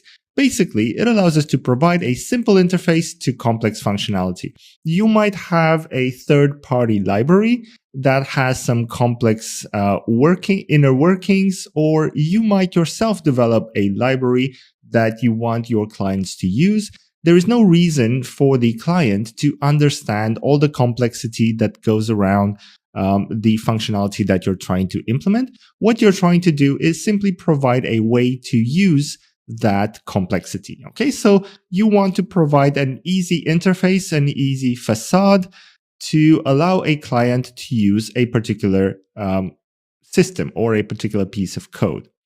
And it removes the need for complex object or memory management. The facade itself is not a simple interface. It is let's say, a class that provides some functionality. However, it manages all the complex object or whatever memory or data types or whatever it is. It manages that within your class and provides an easy way to access the underlying system. And it simplifies client implementation, of course, since the client doesn't need to understand how the third-party library works or how the system that you're hiding behind the facade works. Then the client is much simpler. And of course, this provides us with separation of concerns. Since the client doesn't need to know how you implement something, it just needs to know how to call that particular something. All right, so that is the quick introduction. Let's have a look at some code to see how this works in practice. So here, let me define a new or create a new Python file that's going to be called facade. All right, so what I would like to do here is I would like to create a kind of quote unquote simulated storage system and store some data. Okay, in our case, it's going to be some user data, and we're going to provide a facade for that user storage system that hides away the complexities of that implementation. All right, now here, I'm going to create a class complex system storage. Or store, complex system store. And we're going to define an init that takes a file path of type string. Now, a few variables here. Self.filepath is going to be file path. Okay, this is where we're going to store the data in our system. Self.cache is going to be a dictionary. So we're going to provide a caching functionality with this complex system store, and we're going to just print a message here. Let me just make that an F string, reading data from file. And here I have my file path. All right, now we're going to define a store functionality with a key of type string and a value of type string. And we're simply going to say self.cache of key is going to be value. Okay, easy enough so far. Now let's define a read with a key of type string, and this will return self.cache of key. Okay, we're going to be able to read from that cache. And finally, def commit. We're going to have simply print line, an F string storing cached data to file, self.file path. Okay, so this is the complex system store, and let's define the type of data that we will be storing. I want to just add here at the top from data classes, import data class. Okay, so that we can define data classes in our code. So here I'm going to define a data class, class user, and I'm just going to have a login of type string. This is, of course, very just an example for us. So I'm not going to put too much effort into adding complexity. We can simply keep in mind that this is a complex, quote unquote, complex system store, even though we haven't implemented much complexity here. This is a third-party library, or it can be defined in our own application, but we just want to kind of shield the user from using such complexity and understanding the inner structure. Okay, so for that purpose, I'm going to have a facade here. For the facade, I'm going to define a class user repository. Okay, so the user repository will allow us to store users with our caching system on a file path. Okay, so class user repository. Here, I'm going to define my init. And let's say self.system_preferences is going to be a complex system store. And let's give a file path. So something like data/default.prefs. All right, so that is my init. Now let's define a save function where I have a user of type user. So I would like to be able to save this user on the complex system store. So self.systempreferences.store. I'm going to define a user_key and user.login. Okay, so I have stored this and I want to commit. So self.systempreferences.commit. Okay, and then finally we have find first. Okay, and here we want to retrieve a user. So here we will return user of self.systempreferences.read, and I want to read my user key. Okay, so I'm just going to retrieve the first. We can imagine a system that stores multiple users. I want to just get the first one that is available, and I read it with my key that I have defined. Of course, again, here we are simulating some real system. In reality, you would have a lot more complexity here, obviously, but we're just going to limit it to this. So main. Here we want to just use our facade to store and retrieve our user. So user_repo is going to be a user repository. Okay, we're using the facade and we will have a user, let's say John. Okay, so we're just going to store and retrieve this user in our repository. So user repo.save my current user.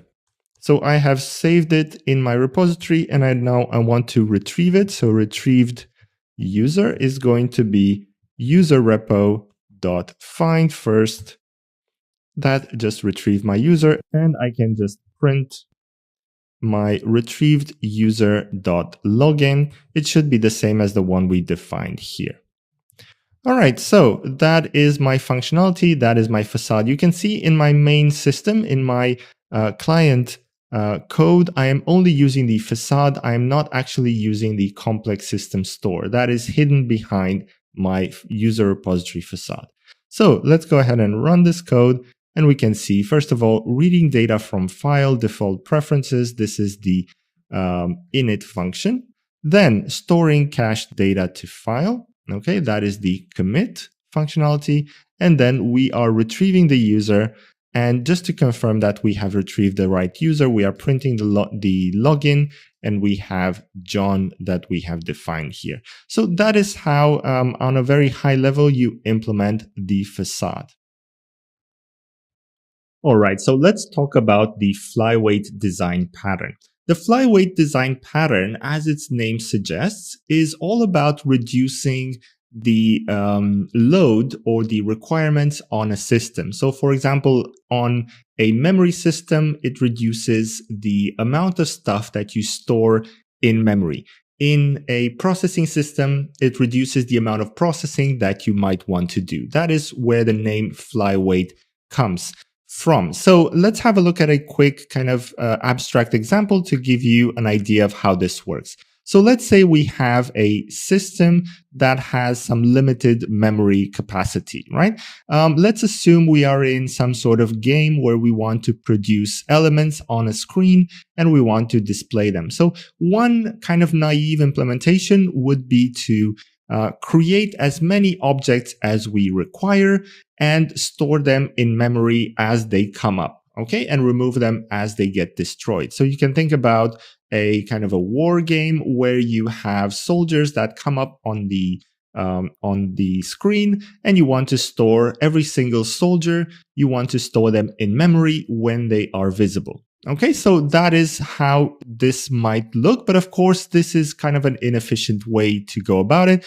because that will fill up the screen quite quickly. Okay, a better implementation would be to have some sort of shape factory or kind of character factory or element or whatever that simply produces elements that are required, that are unique, and then you use those elements in memory as a more efficient solution, right? We don't want to create the same functionality over and over again. We just want to display it whenever we require, and just store it in one place as a single entity.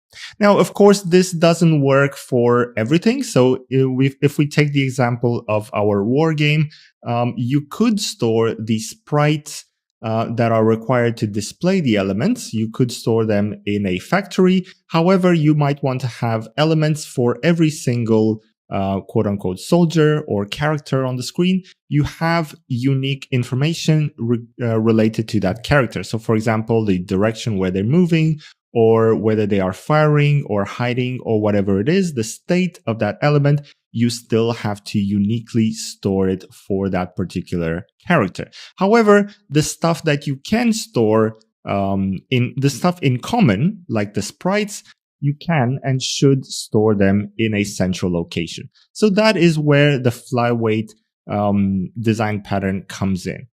It works when you have a lot of similar objects that can share some functionality. The functionality that they share can be unique. Okay, the functionality that you cannot share has to be individual for each individual element. It allows us to reduce memory footprint in our example, but it also allows us to reduce processing footprint, right? You don't have to kind of retrieve from memory and process those sprites over and over again. You just have them already ready to go and just grab them whenever you need to. And of course, it allows us to improve efficiency. We don't want to, if we have a large amount of elements in memory, retrieving them and displaying them and updating them does take a lot of time. So efficiency is quite important as well. Okay, so flyweight helps with all of that. All right, so that is all for the theoretical introduction. Let's have a look at some code. And I would like to implement here a system where we have some sprites and some characters that have different ranks. Okay, we saw the example of 3 types of elements. We're going to implement 3 types of characters in our code. So let's go and create a new Python file, and I'm going to call this flyweight. All right, and first of all, I'm going to import random. We're going to need this to create some random characters, and I'm going to import from ABC, import ABC and abstract method. Okay, just to create abstract classes. So first of all, we're going to have a class sprite with ABC. And here we will have an abstract method that we can define as draw. Okay, pass for now. And then we're going to have another abstract method, define move. And we're going to provide the coordinates, x of type int and y of type int. And here we're going to pass again for now. Right, so let's define a class fighter rank. Okay, so we're going to have 3 types of fighters. Let me just spell that correctly. 3 types of fighters in our code. We're going to have a private. Let's give it the value 0. We're going to have a sergeant, value 1. And we're going to have, let's say, major, value 2. Okay, so these are the types of fighters. And let's create a class fighter that inherits from sprite. All right, so here we're going to define, first of all, our init or override our init. We're going to pass the rank Okay, and we're going to store that self.rank equals rank. All right, so let's implement the fighter. This is a sprite, so we need to override these two methods. So first of all, draw. For the draw, we're simply going to print a message, an f string drawing fighter, and I'm going to have the self here. And for the move method, we're also going to print an f string. Okay, and here moving fighter self to position x, comma, y. Okay, so very kind of abstract implementation, but it gives us the kind of picture of how this might work. Now, let's define a class fighter factory that will allow us to create fighters. So first of all, let's override the init. And here we're going to just have a self.fighters is an empty array. And we're going to have a function get fighter with where we provide the rank of type fighter rank. All right, so here we're only going to store three actual fighters, one for each type. Okay, so first of all, we're going to say f equals self.fighters of rank. Okay, so we're going to try to retrieve the fighter with that particular rank.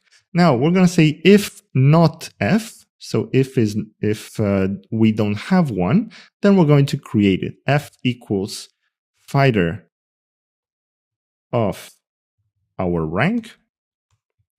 And we're going to store it for later use. So self.fighters of rank equals f. Okay, and then finally we will return f. So again, here we have our fighters. The fighters will eventually have only 3 elements, one for each rank that we have. All right, so that is pretty much it. Now let's create a class army, okay, with a self.army is an array. Sorry, just define the variable here. We don't need self. Now, I'm going to define spawn fighter with a rank of type fighter rank. And here we're going to say self.army .append. Now, keep in mind that this will not contain unique fighters. They will just contain the ones that we have here. Okay, so here we have fighter of rank. Okay, so we're adding fighters to our army. And then finally, def draw army. Okay, and for fighter in self.army, we're going to say if fighter.rank equals fighter rank dot, let's say, major, then we're going to say print. I'm going to print an M, and I'm going to define the end equals empty string so that everything gets printed on a single line. Elif fighter dot rank equals fighter rank dot sergeant. In that case, I'm going to print S space with an end empty string, and then else print a P space with an end empty string. Okay, so our army will be printed on a single line. All right, now we have our main. Okay, and army underscore size is going to be, let's say, 1000 to start with. Then army equals army. Okay, so define or instantiate the object. And here for I in range of army size, Okay, R equals random dot rand range, hard to pronounce that. Here we have 3. So since we have 0, 1, and 2 as fighter rank, 0, 1, and 2, we can get a random number from here. And then we can say army.spawnFighter with our R. And then finally, we just need to say army.drawArmy. Okay, so hopefully that will work if I haven't made any mistake typing. Let's go ahead and run this. And then we get our army. So we have private, sergeant, and we have major. Okay, so we can see here that this is quite efficient. Obviously, even if we created individual objects for each one, we have 1,000 elements. It's not that many, but in a real system where each element does have to store some local state, this is much more efficient. So everything that we can share between the elements, we want to share it as much as possible. And we do that in our case in the factory, okay, where we have only 3 types of fighters, but we just create as many as we require for our army. Okay, this is the shared functionality. And we can actually increase this to, let me just comment this out. And if I put army size equals 1 million, we can actually run this as well. It just takes a bit of time and then it just displays everything. Okay, so again, for a modern system, this is a very quick program, but in reality, where we have many elements on a screen, we can think of a game, but there are other situations where we might have that. This is a way to reduce the memory and processing footprint. In this video, we will talk about the proxy design pattern. Now, the proxy design pattern will allow us to have an interface or kind of an object in front of an existing object in our code. The point of the proxy is to kind of manage the lifecycle and the access to the underlying object. Now, why might we want to do that? Let's take a quick example. Let's say we have a disk management system that, let's say, might take quite a bit of time to access the functionality underneath, to access files, to retrieve them, to store them, update them, and so on. And let's say we have a bunch of clients that are trying to access the disk more or less at the same time, creating files, writing, reading, and so on. So immediately you might see a few problems with the system. First of all, since the disk takes a bit of time to retrieve the information required, all the clients accessing the disk at the same time might overload the system and lead to a lot of delays. Furthermore, accessing the same file at the same time from multiple clients might lead to inconsistencies in that file. If we're trying to write on the same file at the same time, then that might cause a problem. So one of these solutions might be to implement a disk proxy in front of our disk. Okay, so this disk proxy might provide some, let's say, caching functionality to try to speed up the system, right? So if multiple clients are trying to read the same file at the same time or subsequently, then we might provide the cached version of that file rather than accessing the disk every single time. Also, we might provide some sequencing operations where if we're trying to write the same file at the same time, the disk proxy might make sure that the written file is consistent. Okay, so the sequencing is quite important, and we want to remove that from that disk since the disk might already be doing a lot of processing to retrieve the information.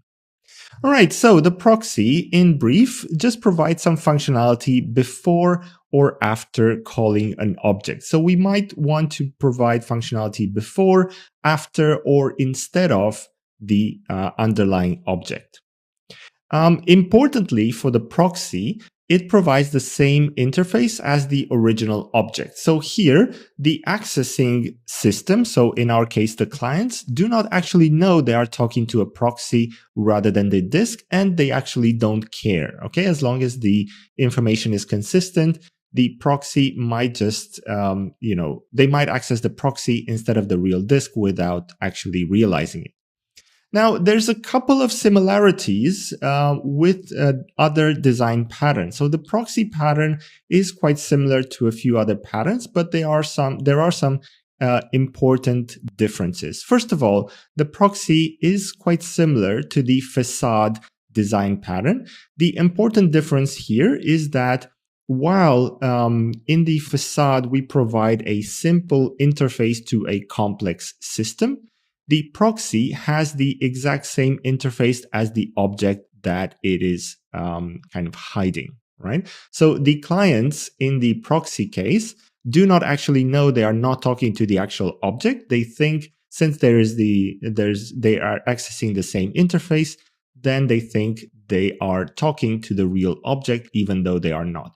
In the facade, they know or they're actually accessing an interface that is a simplification of the functionality underneath.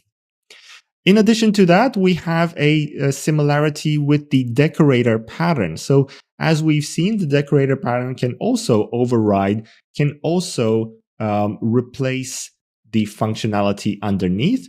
The difference here is that the proxy manages the lifecycle of the object that it is hiding, okay? Whereas the decorator simply replaces some functionality or adds its own before or after, the proxy actually uses the underlying object every single time and manages the lifecycle of its object. So quite a subtle difference, but an important one. All right, so with that said, let's move to our code and create or write an example for the proxy pattern. So let's create a new file called proxy. And what I would like to do here is I would like to have a image object that might take some time to display. And I would like to have a proxy image that adds some functionality on top of it. Maybe something similar to caching the image. All right, so I'm going to first of all import from ABC, import ABC and abstract method. ABC and abstract method. Okay, and I'm going to define a class image with ABC and abstract method def display. Okay, and I'm going to pass for now. So the image, the object underneath is going to be an image, and we're going to call that real image, which is a type of image. Okay, and here let's define or override the init first, where we provide a file name of type string, self.filename equals file name, and let's print a message, real image, loading, and we have our file name here. Okay, in addition to that, let's define a display, or rather override the display from the abstract class. And here we're going to print again an f string, real image displaying self.filename. Okay, I'm going to just add an and with 2 lines here, just to kind of have a bit of separation there when we actually display the image. All right, so let's define here a proxy image that is also an image. Okay, proxy image will have an init that has the same signature as the other one. So we have a file name of type string. We will store self.filename equals file name. And we also want to store self.realImage is none for now. Okay, so we have our proxy image. Of course, we need to implement the display. And again, here we have the same signature, but the functionality will be quite different. So first of all, let's print a f-string proxy image displaying. And here we have self.filename. Okay. If not self.realImage, so if we don't have anything stored there, then we can simply print from disk. Okay, we are retrieving the actual information for the image from the disk, and we say self.realImage equals real image of self, without the quotes, self.filename. Okay, however, else we will print from cache. Okay, so if we have accessed this before, we just display it from the cache. And what we want to do here, we say self.realimage.display. Okay, so a very basic caching functionality. All right, so that is all we need to do. We have implemented our proxy. We just need to call everything we need. So first of all, image is going to be proxy image. Okay, let's say test.jpg. Okay, now here, first of all, let me put a comment, load image from disk. Okay, and we say image.display. Then the second time we call that, we will say load image from cache. Okay, and we will get the confirmation when we actually run the code, since we will print out the correct information in the code. So let's go ahead and run our proxy. The first time we run this, we get proxy image displaying, we get it from the disk, real image loading, and real image displaying. However, the second time we run, we get proxy image test, that is standard, but we will get it from cache this time. We are no longer loading because we have it loaded already, and we are just displaying it. So you can see it's faster. The functionality is more efficient. Of course, we are just simulating here. We're just displaying a message, but you can imagine loading an image from the disk, or let's say from an API, might take quite a bit of time. So this printout here, in reality, in a real world system, might take quite a bit of time, and we just remove it, remove the necessity for it when we are displaying the image for a second time. So that is the use of the proxy design pattern. All right, in this video, we are talking about the chain of responsibility design pattern. So we're going to start with a quick diagram to show you what kind of conceptually high level what this design pattern is about. So here we have a chain of handlers, which are classes or objects or components that can handle a specific request. So what we do here is we pass some sort of request to one of the handlers.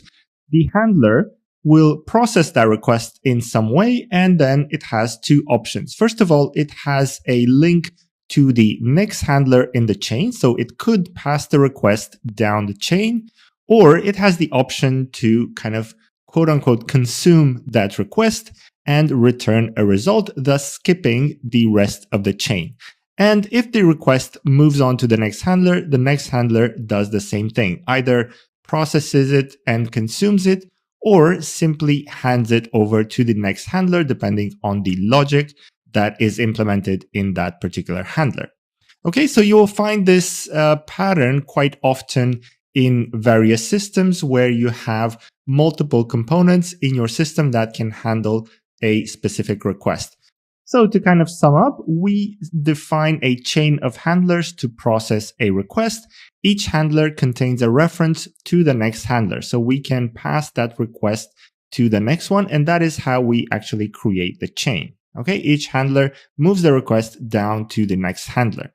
The handler decides whether or not to process the request. Okay, it has the option to skip it entirely. It has the option to consume the request and return a result, or it has the option to do some processing and pass it on to the next handler in the chain. And then we can have different types of requests. So we can have some requests that start from the beginning of the chain and move down all the way to the end. We can have requests that start somewhere in the middle of the chain and then go forward with the next elements in that chain. Okay, various types of requests, various types of handlers. All right, so that is the introduction to the pattern. Let's go ahead and implement an example here in code. So let's create a file chain of responsibility. So what I'm going to do here is I'm going to implement a system that can add, we're going to assume that we pass some network request to our chain, and our chain consists of handlers that can add headers to that network request. So we're going to have, for example, an authentication header. We're going to have some body payload header and so on, right? So each header can have the option to add something to that request. All right, so first of all, let's import some elements from __ future, import annotations. Okay, this is because I would like to use some classes in a random order, maybe before they are defined. And then from ABC, import ABC and abstract method. Right, so first of all, let's define our handler chain class. Okay, this inherits from ABC. And here we're going to override the init method to provide an input header as a parameter. And this is going to be a handler chain. Okay, and here next header is going to be the input header. Let me just type that, spell that correctly. Input header. Right, so let's define an abstract method, def add header, with an input header of type string.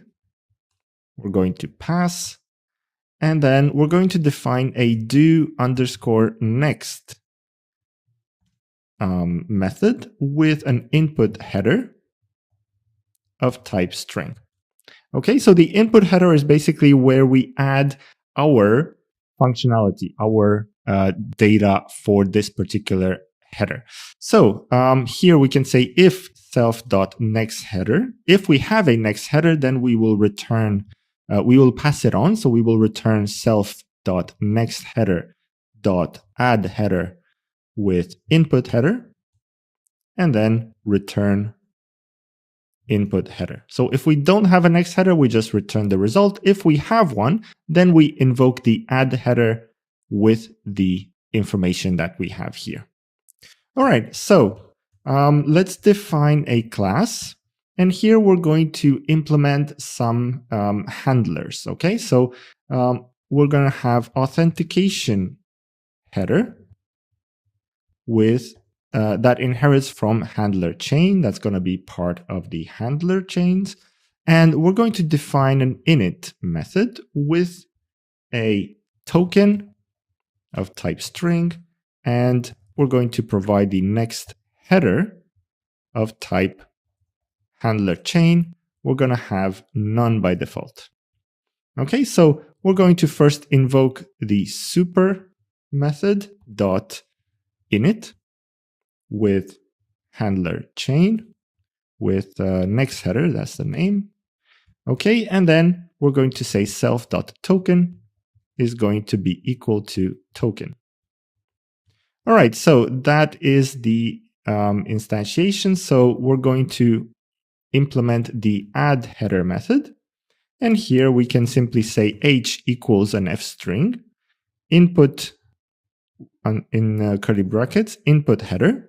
So what we have already received /n, and here we're going to have authorization : self.token. Okay, so we're just adding our information to the existing header, and we're going to return self.doNext with H. Okay, so that is the authentication header. Let's create another one. We're going to have content type header. Okay, this is also part of our handler chain. Again, we're going to have our init method. And here we're going to pass some parameters, content type of type string, and of course, next header of type handler chain. That's none by default. Okay, let me just make some space here. Right, so for the init, it's very similar. We're going to add the super call and then self.content type equals content type. Right, so now we have to implement the add header method. And here we just add our content type information to the header. So H equals an F string with our input header. Okay, /n content type one word colon space self dot content type. And then we're going to say return self dot do next with H. Okay, and just for fun, so that we can have three handlers, let's add another one, class. And here we have body payload header, right? Which is a handler chain as well. Very similar. I'm going to override the init method. And here we're going to pass the body of type string and next header of type handler chain is none by default. The super method call and then self.body equals body. Okay, now the add header, that's going to be slightly different from the others. Here we're going to have H is an F string with input header, and we're going to have /n, and here we just put the self.body. Okay, this is not a header anymore. This is the body of the request, and then we can return self.doNext with H. All right, so hopefully that is enough. So now we have three elements. We need to instantiate them and arrange them in a chain and then call some requests on them. So let's implement the main. Authorization header is going to be authentication, or we should call this authentication, even though the header itself is authorization, the class is called authentication. Okay, authentication header, and here we can pass some information, some token, 1, 2, 3, 4, 5, 6. This is our authentication token. Then content type header is going to be content type header with, let's say, JSON.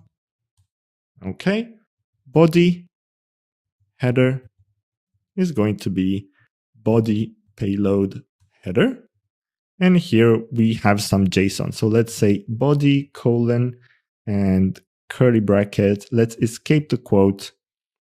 Let's say username, escape a quote, colon, not colon, equals, escape a quote, and let's say John, and final escape quote.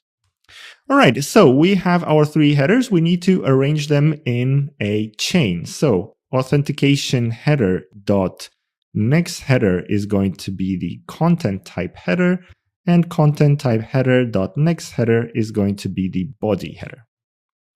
Right, so we have our chain. Now we need a couple of requests. So we're going to have one request that goes through the whole chain from authentication to content type to body, and then a second request which skips the authentication and just goes through content type and body. Okay, so we're going to say message with authentication is going to be equal to authentication header dot add header for the message header with authentication. Okay, and we're going to have message without authentication equals. So we're not going to call authentication header, but we're going to call content type header.add header to header without authentication.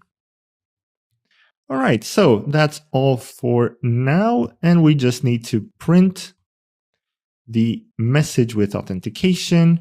I'm going to print an empty line here, and then we're going to go print message without authentication. So let's see if I haven't made any mistake typing that. I'm going to run this, and then the first one is going to be header with authentication. So we'll get authorization, content type, and body. I forgot a curly bracket for the body here. Okay. Right, so I have the curly bracket, and then without authentication, we get JSON and the body. So you can see here that all these messages go through the chain. All the headers that we implemented will process the request and then pass it on to the next header until we reach the end. And we know that we reach the end here because we don't have a next header, so we just return the result. Also, here we have one request that goes through the entire chain, and we have another request that goes through only part of the chain because this one, for whatever reason, doesn't require authentication. So that is the chain of responsibility design pattern. Right, so the next design pattern we're going to talk about is the command design pattern. So let's have a look at a diagram, a high-level overview to see what kind of overall problem the command design pattern is trying to help us solve. So here we have a system that contains two parts. We have a GUI or graphical user interface, and we have some business logic, right? The GUI will be made up of some components, a few buttons, some text fields, sliders, and so on and so forth, right? Now, each of these components on the GUI side will want to interact with the business logic. There is a separation of concerns there. The GUI takes input from the user and invokes some requests, some functionality on the business logic. So that means this particular button will invoke some functionality here. The other button that we have will invoke some other functionality. The text field, let's say when it's updated, will let the business logic know, and so on. So all of these will call their respective functions on the business logic side.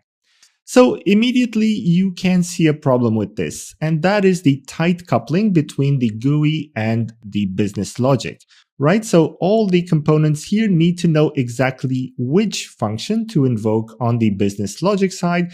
This leads to tight coupling, which leads to low usability and a host of other issues, right? Like testing and so on. So of course, we want to solve this problem, and we can solve it by introducing another layer between the two, and that is the command. So the command will simply take all the information from the graphical side, in our case, will package that in some standard form, and it will pass it to the business logic. So immediately you can see here that there's no longer a connection between the UI and the business logic. Everything goes through the command, and the command kind of package will go to the business logic and will get processed. Right? So the request is wrapped in an object that contains all the required information, and based on that information, it can be later processed on the business logic. The command object is passed to the correct handler. So in our case, in this small example, we have a business logic layer that can handle commands, but obviously in a real world situation, we can have multiple components on the backend side that can all handle different commands. So the commands will be passed to the relevant business logic side. Or we can also have multiple servers of business logic, and we can have some sort of load balancer that sends commands to various servers to kind of make the system more efficient. right? Now, benefits obviously include decoupling, as we've seen, but there are many other benefits such as efficiency. We can introduce some ordering if we require. Okay, so in our case, we have UI commands, but in a real world situation, we can pass any type, we can package any type of information into an object that can then be processed, into a command that can then be processed. So we can implement some sort of ordering or some priority for the commands. Okay, all this is possible once we encapsulate this information. Otherwise, calling the methods directly simply won't allow us to do that. All right, so that is the theoretical introduction. Let's have a look at some code to see how we implement this in practice. So here we can create a new Python file, command. Right, so what I would like to do here is I would like to implement let's say a restaurant or some sort of ordering system that can package the information the ordering information in a command and pass it on to some sort of processor for processing, right? So it's going to be obviously very abstract. We're just going to print some information, but the logic behind it is going to be sound. So first of all, from ABC import ABC and abstract method. Okay, and let's add the class command. Now the command will inherit from ABC, and we're going to override the init method where we pass a command ID of type int, and we're going to store that. So self.command ID equals command ID. And we're going to have an abstract method where we define an execute. And here we will simply pass. Okay, so we have the command ID and we have a way to execute it. That is our command object. Now, let's go ahead and implement a class order add command, which is going to be a command. And we're going to override the execute method. Here we simply print a message. Let's add an f string, adding order with ID self.command ID. Okay, we're going to assume that this actually executes the command that we have here. And then we're going to have a class order pay command. Okay, command. This can be an online shopping system or a restaurant or whatever it is. And here we will override the execute. So importantly, all the commands will execute in a similar way, right? So that will allow us to kind of implement this, let's say, ordering or priority system. Okay, so here I'm going to print an f string paying for order with ID self.command ID. Right, so we have our orders. We're going to limit ourselves to 2 order types, 2 kinds of commands. So I'm going to have a class, and let's call this command processor. Okay, and we're going to just define a class variable. Let me make some space here. A class variable called Q. Okay, an empty array. And we're going to have an add to Q of self and command of type command. Okay, self.q.append our command. So we're going to add the command and then we're going to process them. So def process commands. Okay, and we're going to have just a list comprehension here, item.execute for item in self.q. Okay, and then we're going to importantly set the queue to an empty array. So reset those commands because they have been processed. So that's pretty much all we need to do. Now let's go ahead in main. Let's go ahead and create some commands and execute them. So first of all, I'm going to have my processor equals command processor. And let's add some commands. So processor.add to queue. Here we're going to have a order add command with order 1. Duplicate that and order 2. And so I have added 2 orders. Now let's pay for 2 orders. So processor.add to queue. What's the name? Order pay command of 1. And duplicate that and 2. All right, so that's it. And then we can simply call process commands. All right, let me just remove all the white spaces here. Right, so that is all there is to it. So we have our queue and we have the execution. So let's go ahead and run this. Right, so we have adding order with ID 1, adding order with ID 2, then paying for order 1 and paying for order 2. So you can see here how we encapsulate that information, that requirement into a command class, and we pass that command class to processor. Okay, processor handles commands. It doesn't really care which kinds of commands, it just calls execute. So you can kind of imagine here we can implement a lot more complexity if our system requires it, where we order some commands, we execute them in a certain order, we balance them across multiple servers if we require, and so on and so forth.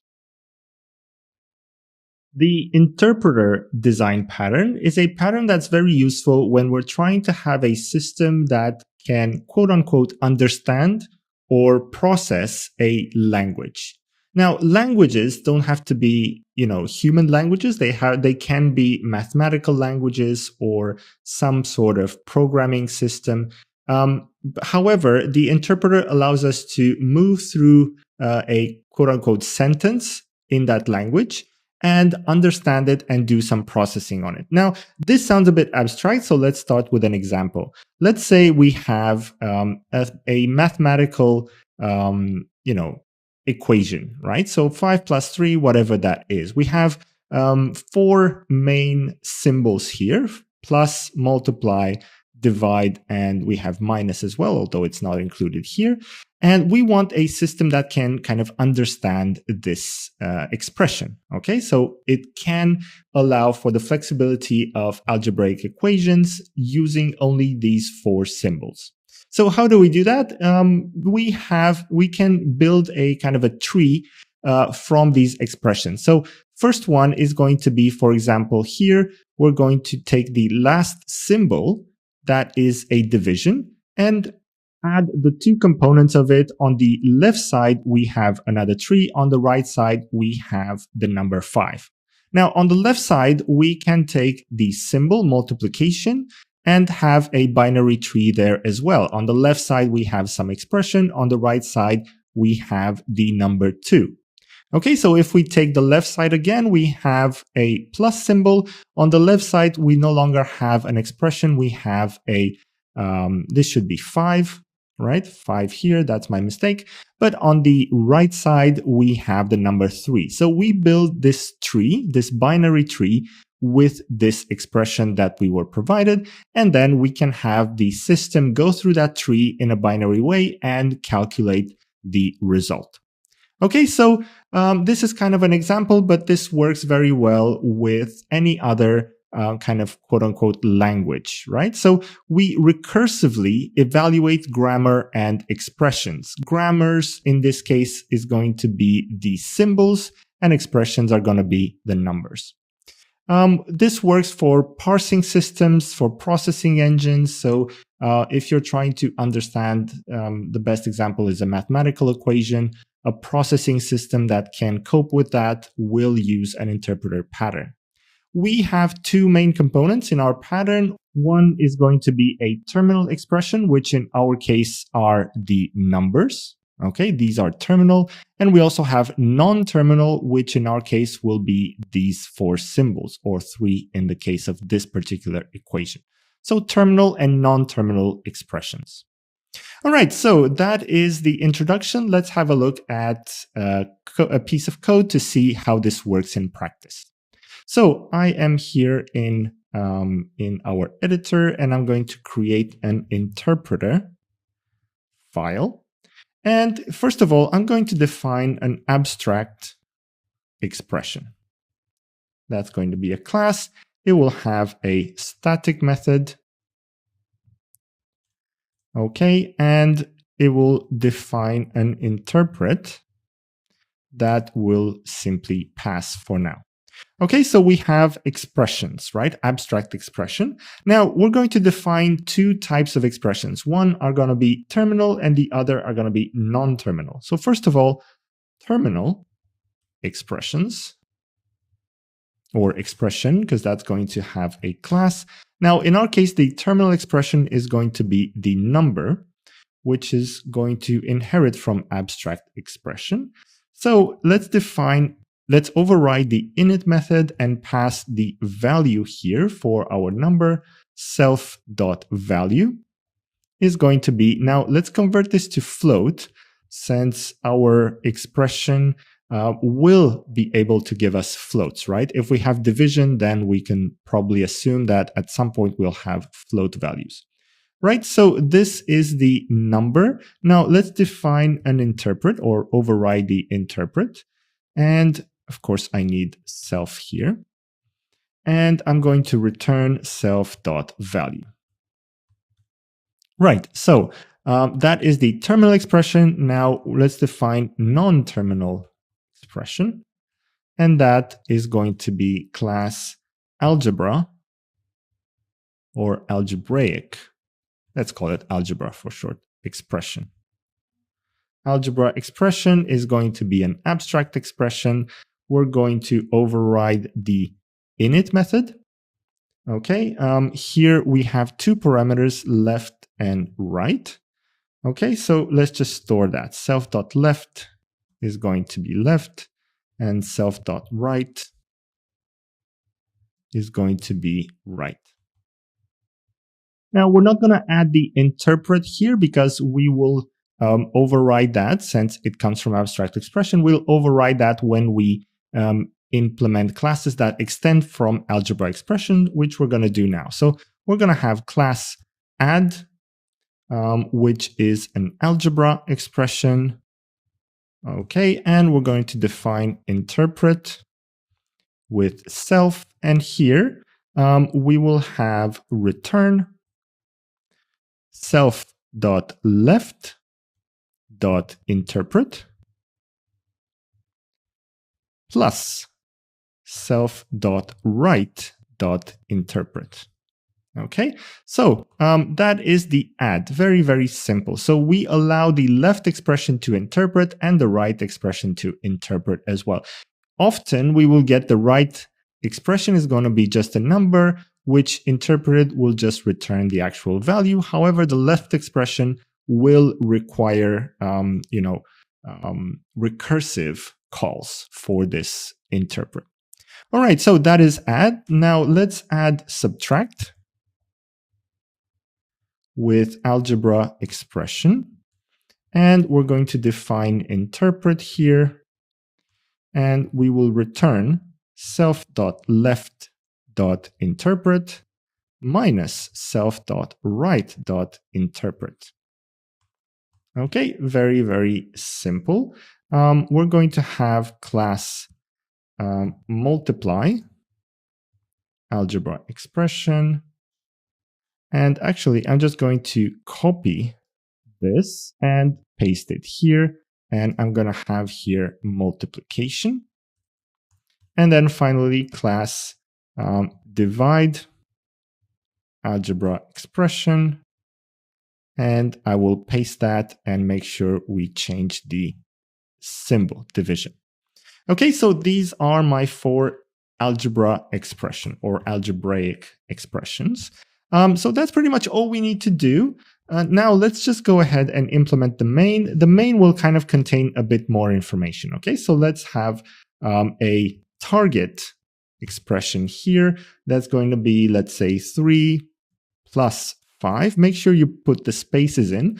I've set this requirement so that it's easier for us to kind of break down this expression into symbols, right? So space before and after every symbol, whether it's a number or a actual symbol. So 3 plus 5 minus 2 multiplied by 7 divided by 5, let's say, plus 11. Okay, whatever you want the expression to be, it doesn't really matter. Now, we have our tokens, which is going to be target.split, split by a space. Okay, so this will give us a list of tokens, and we have expressions is an empty array. Now, for I in range of length of tokens.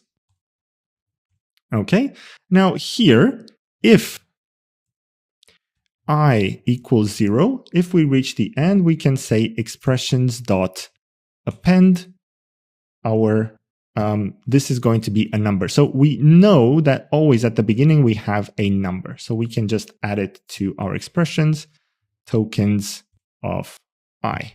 We can put tokens.0 here, it doesn't really matter. In any case, if tokens of I equals plus, okay? So if it's a plus, then we say expressions.append.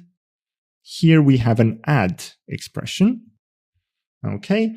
Now we have expressions.pop, and the right side is going to be a number of tokens of I plus 1. Okay, so we know that after each, let me put a colon here. After each actual algebra token, we have a number, so we can just add it there.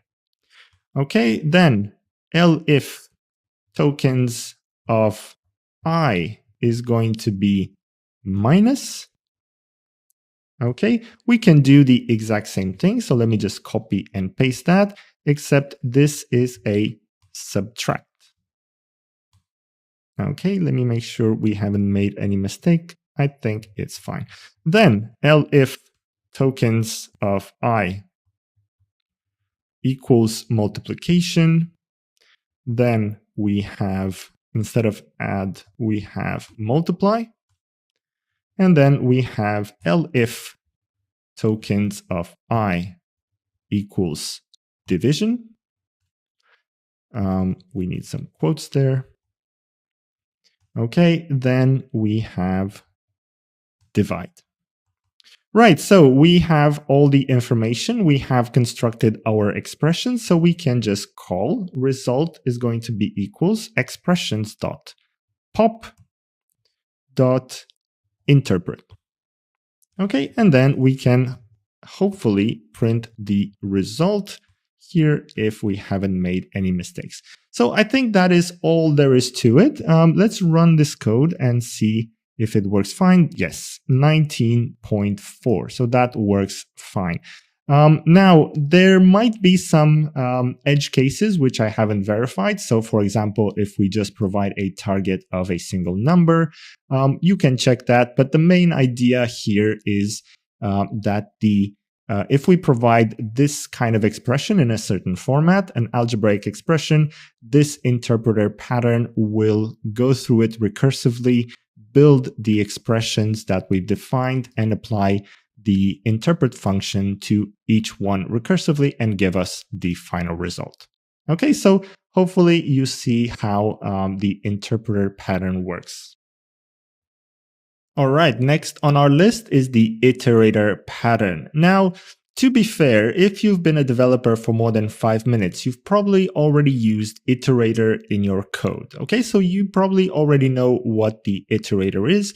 I have included it here for completeness, but also because I want to show you an example of how you might implement it yourself if you want to, if you have a requirement for it, right? So an iterator is basically a way to traverse a collection, to go element by element and apply some functionality to it, or simply return it for whatever purpose.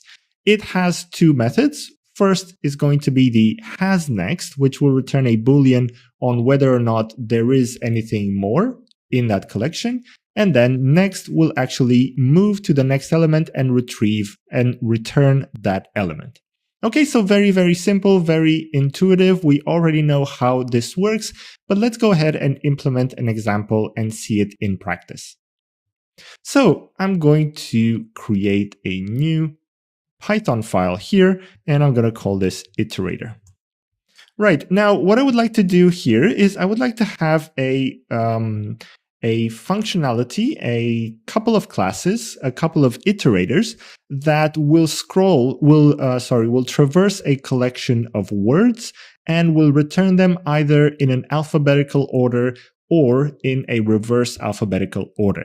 Now, of course, you could do this very, very easily with functions on a collection. The point here is not to reinvent the wheel. It is to show you how you might implement that if you choose to do that for whatever reason, right? So class alphabetical order iterator. Okay, now let's define, or rather override, the init method and provide the words here as a collection, and then reverse of type Boolean. And by default, that's going to be false.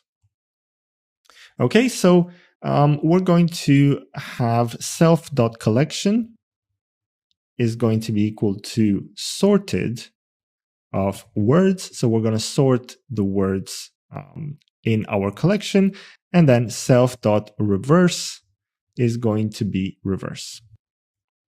Okay, and we're going to also store self.position is going to be length of words -1 if reverse else 0. So we're either going to start at 0 or at the last element. Okay, so let's implement the two methods. First, we're going to have next, and here we'll have value equals self.collection of self.position, and then self.position plus equals -1 if self.reverse else 1. So depending on which way we go, we either go back or we go forwards. Okay, and then we'll simply return value. Very simple. Now let's define has next. Okay, and here we can say if self.reverse and self.position greater than -1, return true. Elif not self.reverse and self.position smaller than length of self.collection. Okay, and in this case, return true, else return false. Okay, so we're just trying to see if there is any element that is after the current one. Right, so very simple, very intuitive. Now let's define a class words collection. And we're going to override the init method here with a collection. And we're going to say self.collection equals collection. And then we have def get iterator. And here we will return alphabetical order iterator with self and self.collection. Okay, so this is the alphabetical order. Now let's define get reverse iterator. And we will, of course, return the reverse one. So return alphabetical order iterator with self.collection. Sorry, we don't need to pass the self. I don't know why I put that here. Right, and same for here. Right, so self.collection, and then here we have true. Okay, so the reverse iterator is true. Right, so we have main.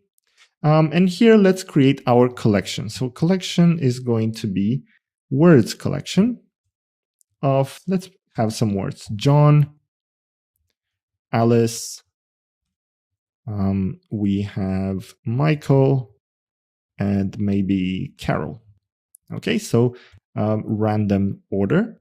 Now, iterator is going to be collection.get iterator, and reverse iterator is going to be collection.get reverse iterator. Right, so let's print out some elements while iterator dot has next. Okay, in this case, we're just going to print iterator dot next, and let's print out a empty line here, and then we're going to say while reverse iterator dot has next, we're going to print the reverse iterator dot next. Okay, so now if I haven't made any mistakes, we should be able to see the result. Now here I need to provide a collection. That's my mistake. Now let's go ahead and run this again, and then we have our result. So the first one is going to be alphabetical order, and then for the second iterator is going to be reverse alphabetical order. So that is how you might implement an iterator in your own code. All right, in this video, we're going to talk about the mediator pattern. So the mediator pattern is very useful when we have multiple components in our system that kind of individually do their own thing, do their own processing, and then need to communicate with each other. Okay, so you can think about a distributed system where various nodes communicate with each other directly, right? So we want to have this kind of communication. Now, of course, in a system, when the nodes or the distributed components communicate directly with each other, it means that they have to know about each other, right? They have to know how to contact every other component that they need access to. So this is obviously a problem, especially when the system grows and when we have dozens, hundreds, thousands, or even millions of nodes, right? You can think about a chat application where we have millions of users that need to be able to communicate with each other. They need to know how to contact each other. In a chat application, for example, your phone doesn't talk directly to another phone. What it does is it talks to a central server, and then that server relays the message to the required destination. So this is the mediator pattern. You want to have a central location where each client communicates or sends their message to only one destination, and then that destination, based on that message, will forward it to the appropriate node. Okay, so that is the mediator pattern. It provides a central object that is used for communicating between objects. We've talked about chat applications, but also this can be used in larger applications with various components, or let's say microservices or things like that. Components that need to communicate with each other and share information should have a central location where those messages are being sent. The objects don't talk to each other, they talk to the mediator, and this obviously reduces dependencies between objects. The objects no longer need to know how to reach every other individual node in the system. They just know how to reach the mediator, and then the mediator will forward the message to the final destination, right? So very simple, very intuitive. Now let's implement a program to kind of see how this works in practice. So I'm going to go ahead and create a new Python file here called mediator. And here we're going to have a very basic chat system, or rather group chat system, where each user can send a message to all other users, right? So we'll see how that works. Now, first of all, I need to import from future import annotations. Okay, I want to be able to call or reference classes before I define them. So here I have a chat user class. Okay, I'm going to have a mediator variable that's none by default. And let's initialize the element or override the init method and provide a name as a string, right? So self.name equals name. All right, so let's implement the method set underscore mediator. And here we have med mediator. Okay, which we haven't defined yet, but we will, no worries. Now, self.mediator is going to be mediator, or rather med, as I've defined it here. All right, now we need a send method, which will have a message of type string, and we're going to just print a f string that says self.name colon sending message MSG. Okay, so that is the send message, and we're going to say self.mediator.send underscore message, which is a function that we will define at some point, MSG and self. Okay, and finally, we need a def receive with self and MSG of type string. So this is where we receive the message, and we just want to print line an f string with self.name colon receiving message MSG. All right, so that is our chat user. Now let's go ahead and define a class mediator. And here we have a list of users, an empty array by default. And we're going to have def add user with user of type chat user. Okay, so here we just want to add self.users.append with user, and we want to set the mediator for this user as well. So user.setMediator with self. Okay, so that is our add user, but we want to have a send message method, def send message. And here we want to have a MSG of type string. And we want the user that sent that message, chat user. Okay, for uIn self.users, here we can say if u is different from user. We don't want to send the same message to our own user, to the user that sent it initially. We say u.receive. And here we have MSG. Okay, so we're just calling the receive method on each user that we have in our list. Right, so that's all we need. Now let's go ahead and create our structure. So mediator is going to be a mediator instance. And let's create maybe 3 users. Alice equals chat user with the name Alice. Then we have Bob chat user with the name Bob. And then finally, let's add Carol is a chat user with the name Carol.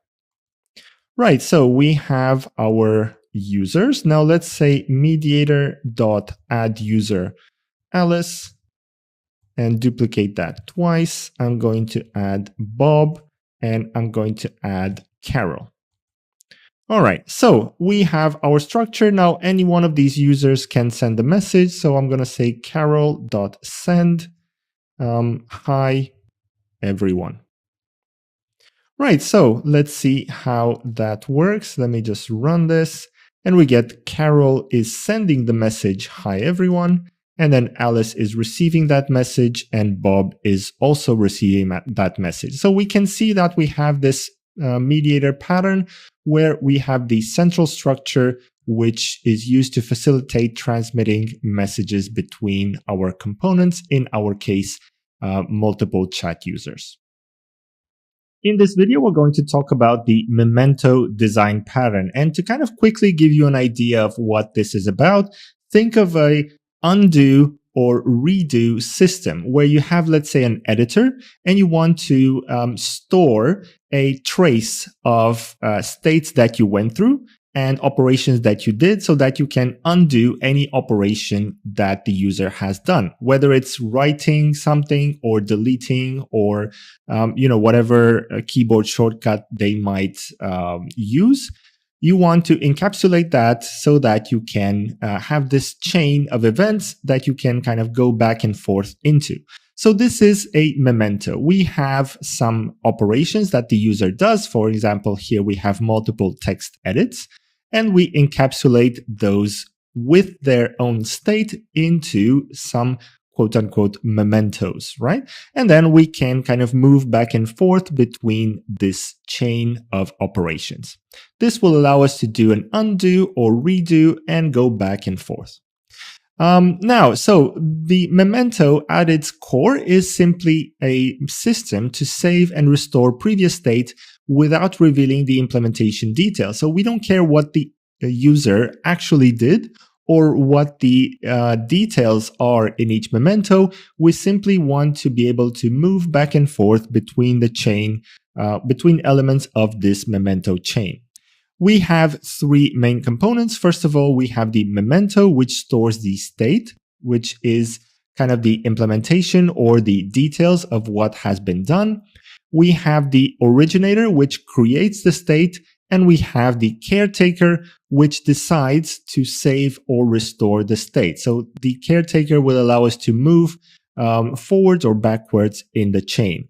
Now, usually in these kind of systems, you have undo, which goes back one element in the chain, and redo, which goes forward. But there's really no reason to limit ourselves to one step. We can actually jump through the chain as much as we like, as long as we have the ID of the element of the memento that we want to get to.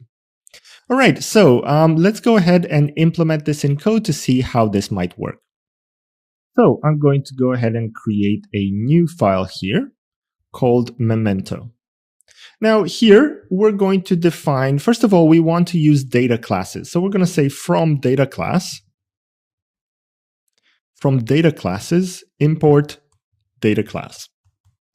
And we're going to create an @data class. And we're going to call this memento. And we're going to just store one attribute, which is state, and we're going to make that a string. So let's define an originator. This is, remember, this is the one that creates the state for us, creates the mementos. And let's override the init method where we pass a state, and we're going to store it, self.state equals state. Okay, so we have that. Now let's go ahead and create a function called create memento. And here we will simply return memento of state, self.state. Okay, and then we have restore memento. And here we have memento of type memento. And here we just say self.state equals memento.state. Okay, so here is where we keep the current state of the system. And then we're going to define a class caretaker. Okay, here we will have a memento list. Okay, or you could call this mementos with an S at the end. It doesn't really matter. Let's define a save_state function where the state is of type memento. Okay, self.memento list.append, we're going to add the state. Right, so we have our state, or rather our memento in our memento list, and we're going to define restore self and index of type int. And here we just return memento list. self.memento list of index. Right, so that is all that we need. You can see the actual implementation is quite simple. Let's go to our main. And here, what I would like to do is I would like to create a few states. We will add them to our list, and then we will move back and forth between the states. So first of all, we're going to have an originator. That's going to be originator of, we're going to call this initial state. Okay, and a caretaker, that's going to be an instance of caretaker. All right, so we're going to say caretaker.saveState, and here we're going to have originator.createMemento. Okay, so we have saved our first state in our caretaker. Let's print a message, and here I'm going to have an F string. Current state is originator.state.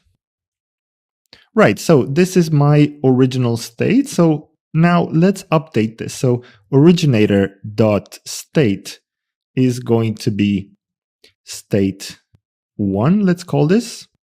And then we're going to say caretaker.saveState originator.createMemento. And then I would like to print the current state again. So let me just copy this and paste it here. So we are now at state 2. Let's create another one. So we have another state, copy and paste that, state 2, originator.createMemento, that's fine. And then current state is, that's fine. Right, so we now have 3 states, so we can actually move between them as much as we like. So we can say originator.restoreMemento. So here we can provide the required memento, and we're going to say caretaker.restore, and we need to provide the index. Let's go up 1, so from state 2 to state 1, right? So that is going to be 1, and we're going to print the current state. Okay, so copy and paste that. So we have moved to the first state, or rather we have state 0, state 1, and state 2. Okay, we have moved to state 1, but let's move to the state 0, quote unquote. So we can say originator.restore and caretaker.restore 0. Okay, and we're going to print the current state, and then we can actually jump to the last state, right? We don't need to go step by step. We can just jump between them. So we can say originator.restore memento, caretaker.restore to 2. And we can print the current state, right? So that is all there is to it. We kind of jump around between the states that we have. Let's go ahead and run the code. So what do we get? We get the current state is initial state. Then we move to state 1. Then we move to state 2. We go back 1, right? So we go to state 1. We go back to 0. So we have initial state. And then we kind of jump straight to state 2, bypassing state 1. So current state is 2. Okay, so you can imagine a system where these states are dynamically generated based on user actions. And the system will kind of go back and forth. Of course, a real-world system like an editor would go back 1 or forwards 1, but as you can see, we can jump around if we need to. So that is the implementation of the memento pattern. In this video, we will talk about the observer design pattern, and this design pattern is one of the most useful ones and one of the most common ones. So you will see it quite often in various projects and in a lot of code, in a lot of components in the code.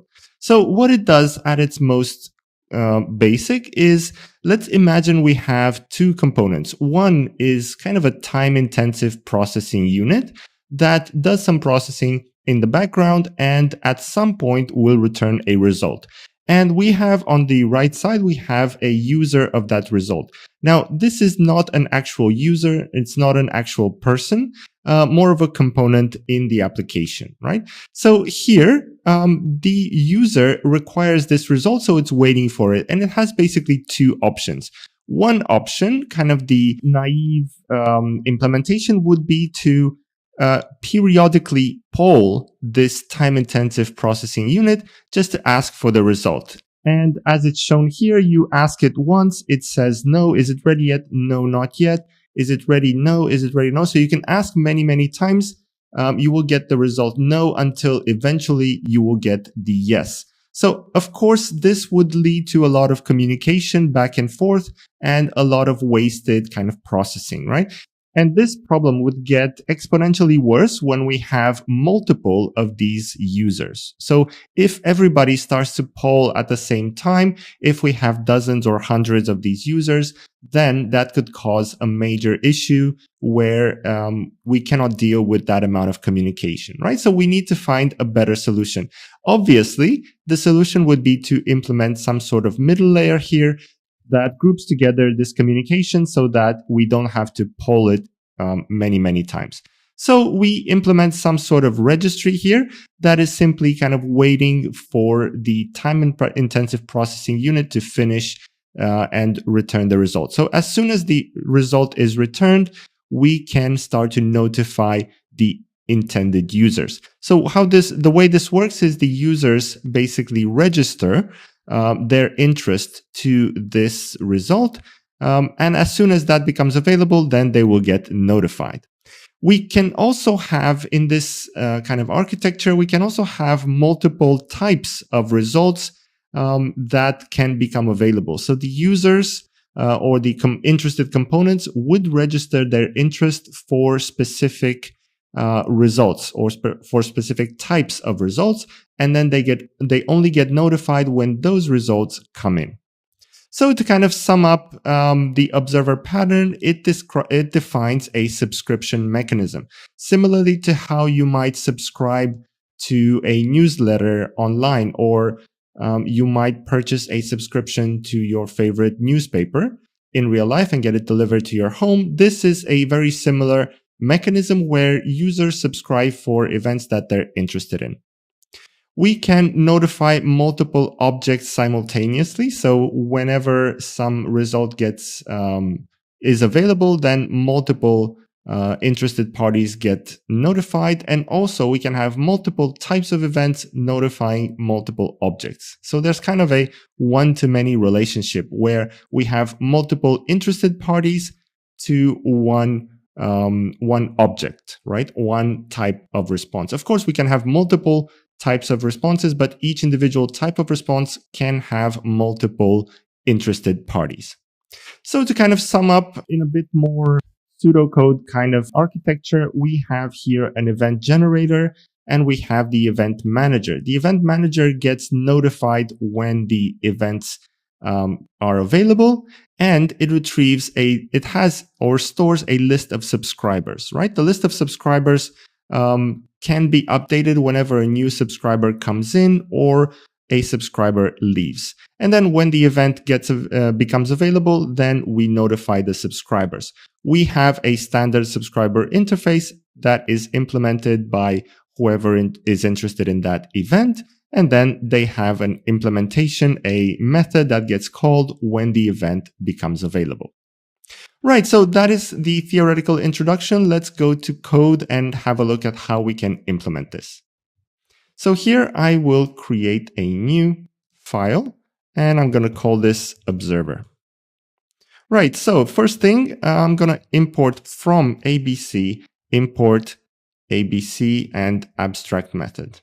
Okay, so that we can create some abstract classes. So the first one is going to be event listener that inherits from ABC, and we'll define an abstract method called def update. And here we have an event type of type string, and let's say a file.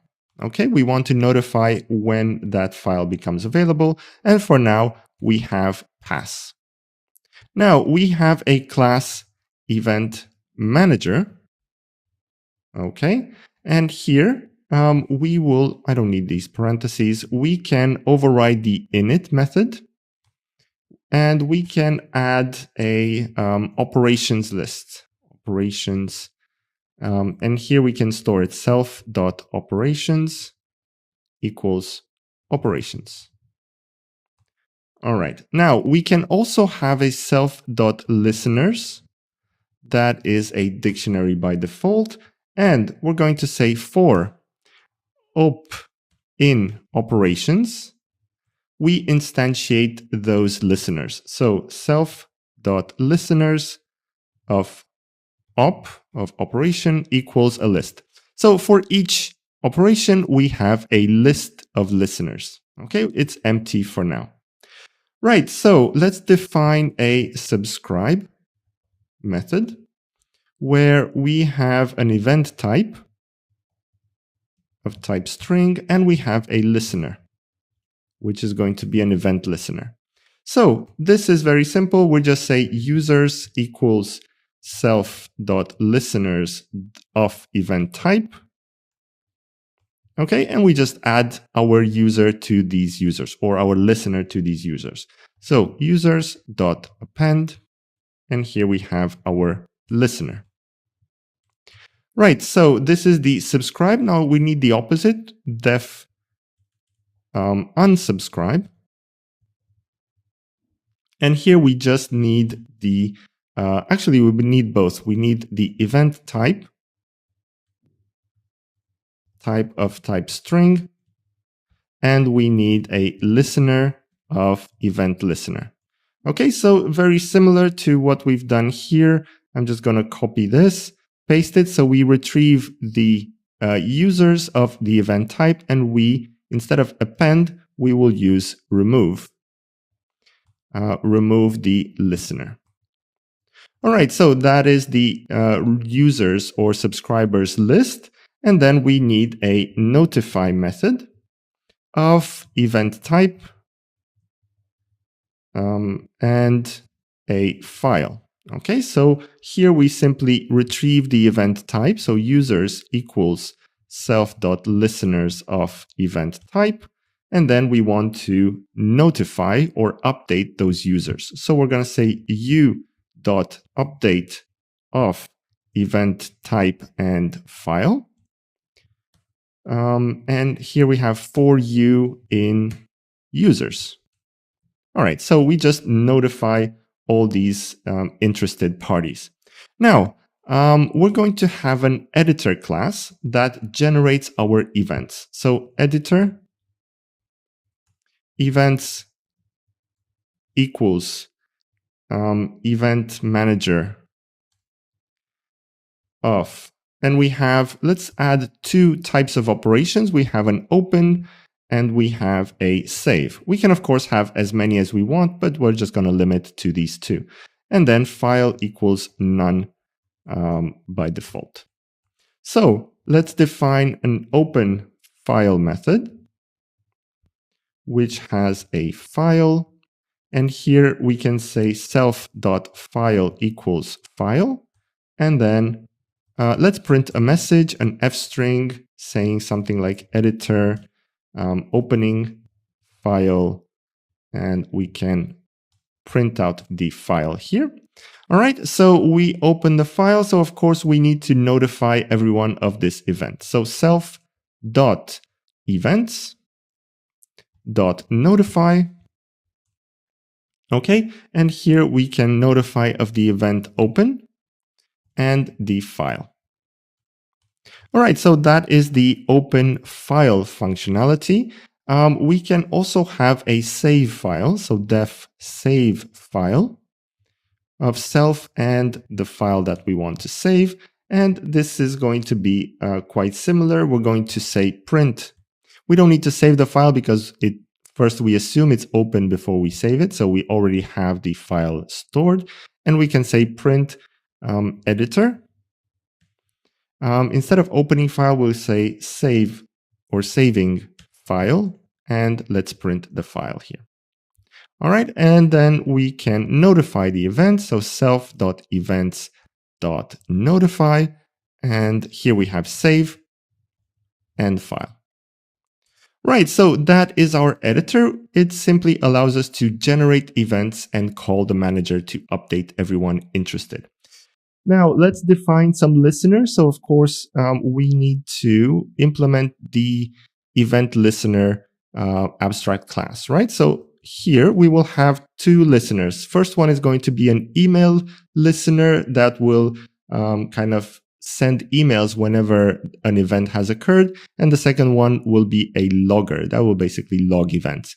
So the first one, class email notification listener. This will implement event listener. And we need to, first of all, let's define or override our init and pass here the email that we will quote unquote update or send emails to. So self.email equals email. Okay, and then we need to implement the update method that we have defined here. So def update. Okay, we have our file. So here we can simply print a message to kind of simulate sending that email. And we can say email to self.email. And we can say there we go. We can say someone has performed event type operation on the file. And that's pretty much it. We can just simulate sending that email. We don't need to actually implement that functionality. So that is one listener. Let's define another one. Let's say log open listener. That's going to be an event listener. Here again, we need to override our init method. And we have log file, self.log file equals log file. Okay, and we need to override our update, or rather implement our update method. And here we can say something similar. So print an f string, save to log self.log file, colon, someone has performed event type operation on the file. All right, so that is our listener. Those are our two listeners. So all that's left to do is put this together in our main function. So main, we have our editor equals editor. Okay, instance of that editor. Let's instantiate our listener. So email listener equals email notification listener. And here we need to pass an email. So let's say test@gmail.com. And then we have our log listener. That's going to be a log open listener. And here we have, let's say, path to log file dot text. Okay, so we have our two listeners. So let's go ahead and start to subscribe to events. So we can say editor.events.subscribe. And we want to subscribe to open events with the log listener, but we also want to subscribe to save events. So editor.events.subscribe to save events log listener. So we want to log everything. However, for the email, we only want to email when we have a save, let's say. So editor.events.subscribe, save, and email listener. All right, now editor, let's generate some events.open file, and here test.text, and editor.save file. Okay, why do we need a file here? We don't really. Let me update this. We don't actually need to save the file, to pass the file here because we already have it. So self.file and notify self.file. All right, so that is looking good. I think that's pretty much it. Let's go ahead and run the code. There we go. So no problems. Editor has opened the file, and then we can see that immediately the log listener has printed out a message. Someone has performed an open operation, and then as soon as we save the file, both listeners will print out a message, or rather get notified, right? So someone has performed the save, someone has performed the save. The first one is for the logger, and second one is for the emailer. So this is how it works. Whenever we generate an event, the event manager will notify every subscriber, right? So we can subscribe or unsubscribe to various events. All right, in this video, we're going to talk about the state design pattern. So the state is basically thinking of your code or your program as a state machine, or in our case, a state algorithm. That simply means that your algorithm can only be in a certain number of predefined states and cannot kind of deviate from those, right? So we have this example here of a let's say a article on a blog post or on a news site, and it can go through, let's say, three steps or three states. The first one is going to be draft, where the author just creates the article. Then it moves into moderation, where the let's say someone else would come in and check the article to make sure it's fit for production. And then it will get published, right? Now, from moderation, it can go back to draft. So we can move back in the kind of stack of states, but it can also go forward. So here we have the option. However, there are some states that cannot move between them. So for example, it cannot go from published to moderation. It has to go from published to draft and then to moderation, right? So there are some limitations in how you can move through this tree or through this chain of states. You can go from some to others, but not from certain ones to other ones. Importantly, also, the state itself is encapsulated in an object that we can pass around in our code as we need to. So the object, an object changes its behavior based on an internal state. So depending on which state we are on, we can update our code when we receive that state object. So this is encapsulated in an object. It gets passed to some component, and that component updates its internal logic based on the state it receives. At any moment, there's a finite number of states a program can be in. So as we've seen here, we have only 3 in our example. Of course, you will define as many as you require in your code. And then state can be encapsulated in an object, as we discussed. All right, so that's it for the quick introduction. Let's move to code and see how we implement this in practice. Right, so let me just create a new file here called state. Now, the implementation for this design pattern is logically quite simple, but we do have quite a bit of code to get through to implement this, to implement the state in our code. So what I would like us to think of is a game that has, let's say, 4 states that it can be in. So first of all, we have the kind of welcome screen where we open up the game and are ready to start playing. We have the playing state where the user or the player is actually engaged with the gameplay. Then we have the kind of pause or break state where we take a pause. And then we finally we have the end game state where the game has finished and we can kind of go back and restart the game. So we have the option to go back and forth through these states. So let's implement this in our code. All right, so the first thing we need is from future import annotations. Okay, we will need to use some classes before we define them. We will also need to import random, and then from ABC import ABC and abstract method. Okay, so we can define some abstract classes.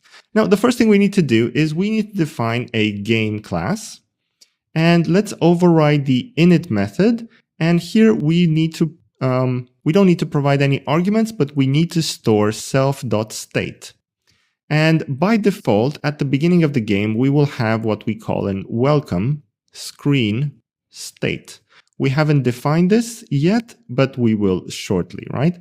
For the welcome screen state, we will need to define the abstract class, so we will need to take a bit of time before we actually implement that. Right, so we also want a function called change state, where we pass the state object here and we update our internal one. Okay, self.state equals state. So that's all for our game. Now let's go ahead and define the abstract class for the actual state object. So class state of ABC. Here we have def init. We're going to override the init method and we need to pass a game to this method, and we're going to store it here, self.game equals game. And let's print out a message to see which state we are on. So we have an f string currently in self state. Right, so now we need to define our 4 methods that relate to our 4 states we have in our code. So first of all, abstract method, we have def on welcome screen. Okay, and we don't need any parameters and we're just going to pass for now. We have a second one, def on playing self, and we're going to pass. We have an abstract method, def on, this is going to be on break. Okay, when we actually take a break from the game. And then the final one, abstract method. Here we have def on end game. Okay, and pass. Right, so we have our state. So now we need to implement the 4 classes. So the first one is going to be welcome screen state. This is going to be a state. Okay, and we need to implement all these 4 abstract methods. Okay, so I'm going to implement abstract methods, select all of them, and implement them here. Now, before we actually add functionality to these methods, we will need to have all the other states as well. So it might be easier to just put up this structure for all the states. So let's add class playing state that inherits from state, and this will also implement all the abstract methods. Okay, so we have welcome screen, we have playing state, we will need the class break state. Okay, let's implement the abstract methods. And then after that, we will go through each one and implement them correctly. And then class, the final one is going to be end game state, which also is a state. And we need to implement all the abstract methods. Right, so we have all this. So we have to go through each one and implement them step by step. So not here. The first one is going to be welcome screen state. So welcome screen state, we cannot move from welcome screen state to another welcome screen state. However, we can just simply print out a message saying currently on welcome screen. Okay, now we can move from welcome screen state to playing. So here we can say self.game.change state, and we need to pass a playing state with self.game. Okay, so we move to that. Now from welcome to break, we cannot move, right? So here we're just going to print a message from welcome to break not allowed. Okay, and then from welcome to end game, again, not allowed. From welcome to end game, not allowed. All right, so that is our welcome screen state. Now let's move to playing. So from playing to welcome screen, again, it's we cannot move, so not allowed. From playing to welcome, not allowed. Here on playing, we are already here, so we're going to print a message, currently playing. For the break, from playing to break, yes, we are allowed to do that. So self.game.changeState, we move to break state with self.game, and then from playing to game to end game, not allowed. So print, actually from playing to end game, we are allowed to do that. So self.game.changeState, end game state, self.game. We can finish the game at some point. All right, break. From break to welcome, we are not allowed. So print from break to welcome, not allowed. From break to playing, yes, of course, we can do that. So self.game.changeState, playing state. Now, obviously, in a real-world situation, you would not create a new playing state. You would retrieve the existing one, but we're going to simplify our code here just to kind of work on the design pattern. Now, from break, we are already on break. So let's print that here, currently on break. And then from break to end game, we are not allowed. From break, we can only go back to playing. So here we can say print from break to playing to end game not allowed. All right, and the final one is the end game state. So from end game to welcome, yes, we can go there. So game.changeState welcome state with self.game. From end game to playing, no, we cannot do that. So print from end game to playing not allowed. Okay, from end game to break, we cannot do that. So from end game to break not allowed. And then finally print from or currently on end game. All right, wow, that's quite a lot of print messages, but we got through it. So now all that's left for us to do is implement the main. Okay, so here we will instantiate a game, and I want to introduce some randomness, some random moves from one state to another. Okay, so I'm going to say for I in range of, let's say we're going to do 20 moves, and we're going to say state equals random dot rand range of 4. Okay, we have 4 states. We're going to introduce 4 possibilities. So if state is 0, then we can say print move to welcome. And here we can say game.state.on welcome screen. Okay, so we're trying to move to welcome.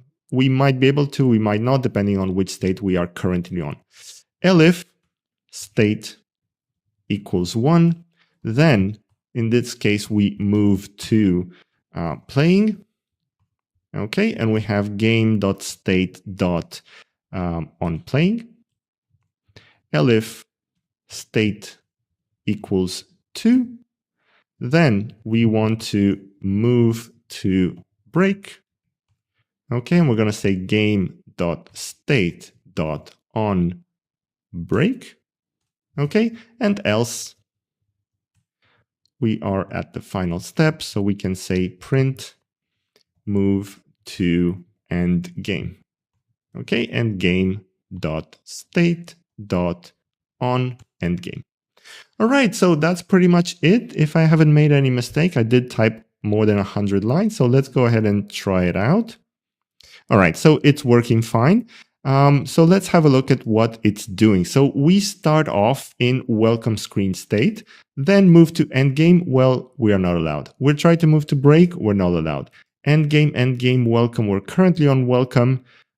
Break, not allowed. Playing, that's fine. We can move to playing. From playing, we try to move to playing about 3 times, not allowed. But then we try to move to break, right? So we can do that. So it kind of goes on like this for a while. It sometimes manages to move to a state that's allowed. Most of the times it would probably not do that, right? But we can see how we can move from one state to another in our game. This is how we implement a state design pattern. Of course, it will be a bit more complex in a real-world situation, a real-world system, where you need to store a lot more information in your state so that you can pass it around and your components will update based on that. But the concept of a state machine is very similar to what we did here.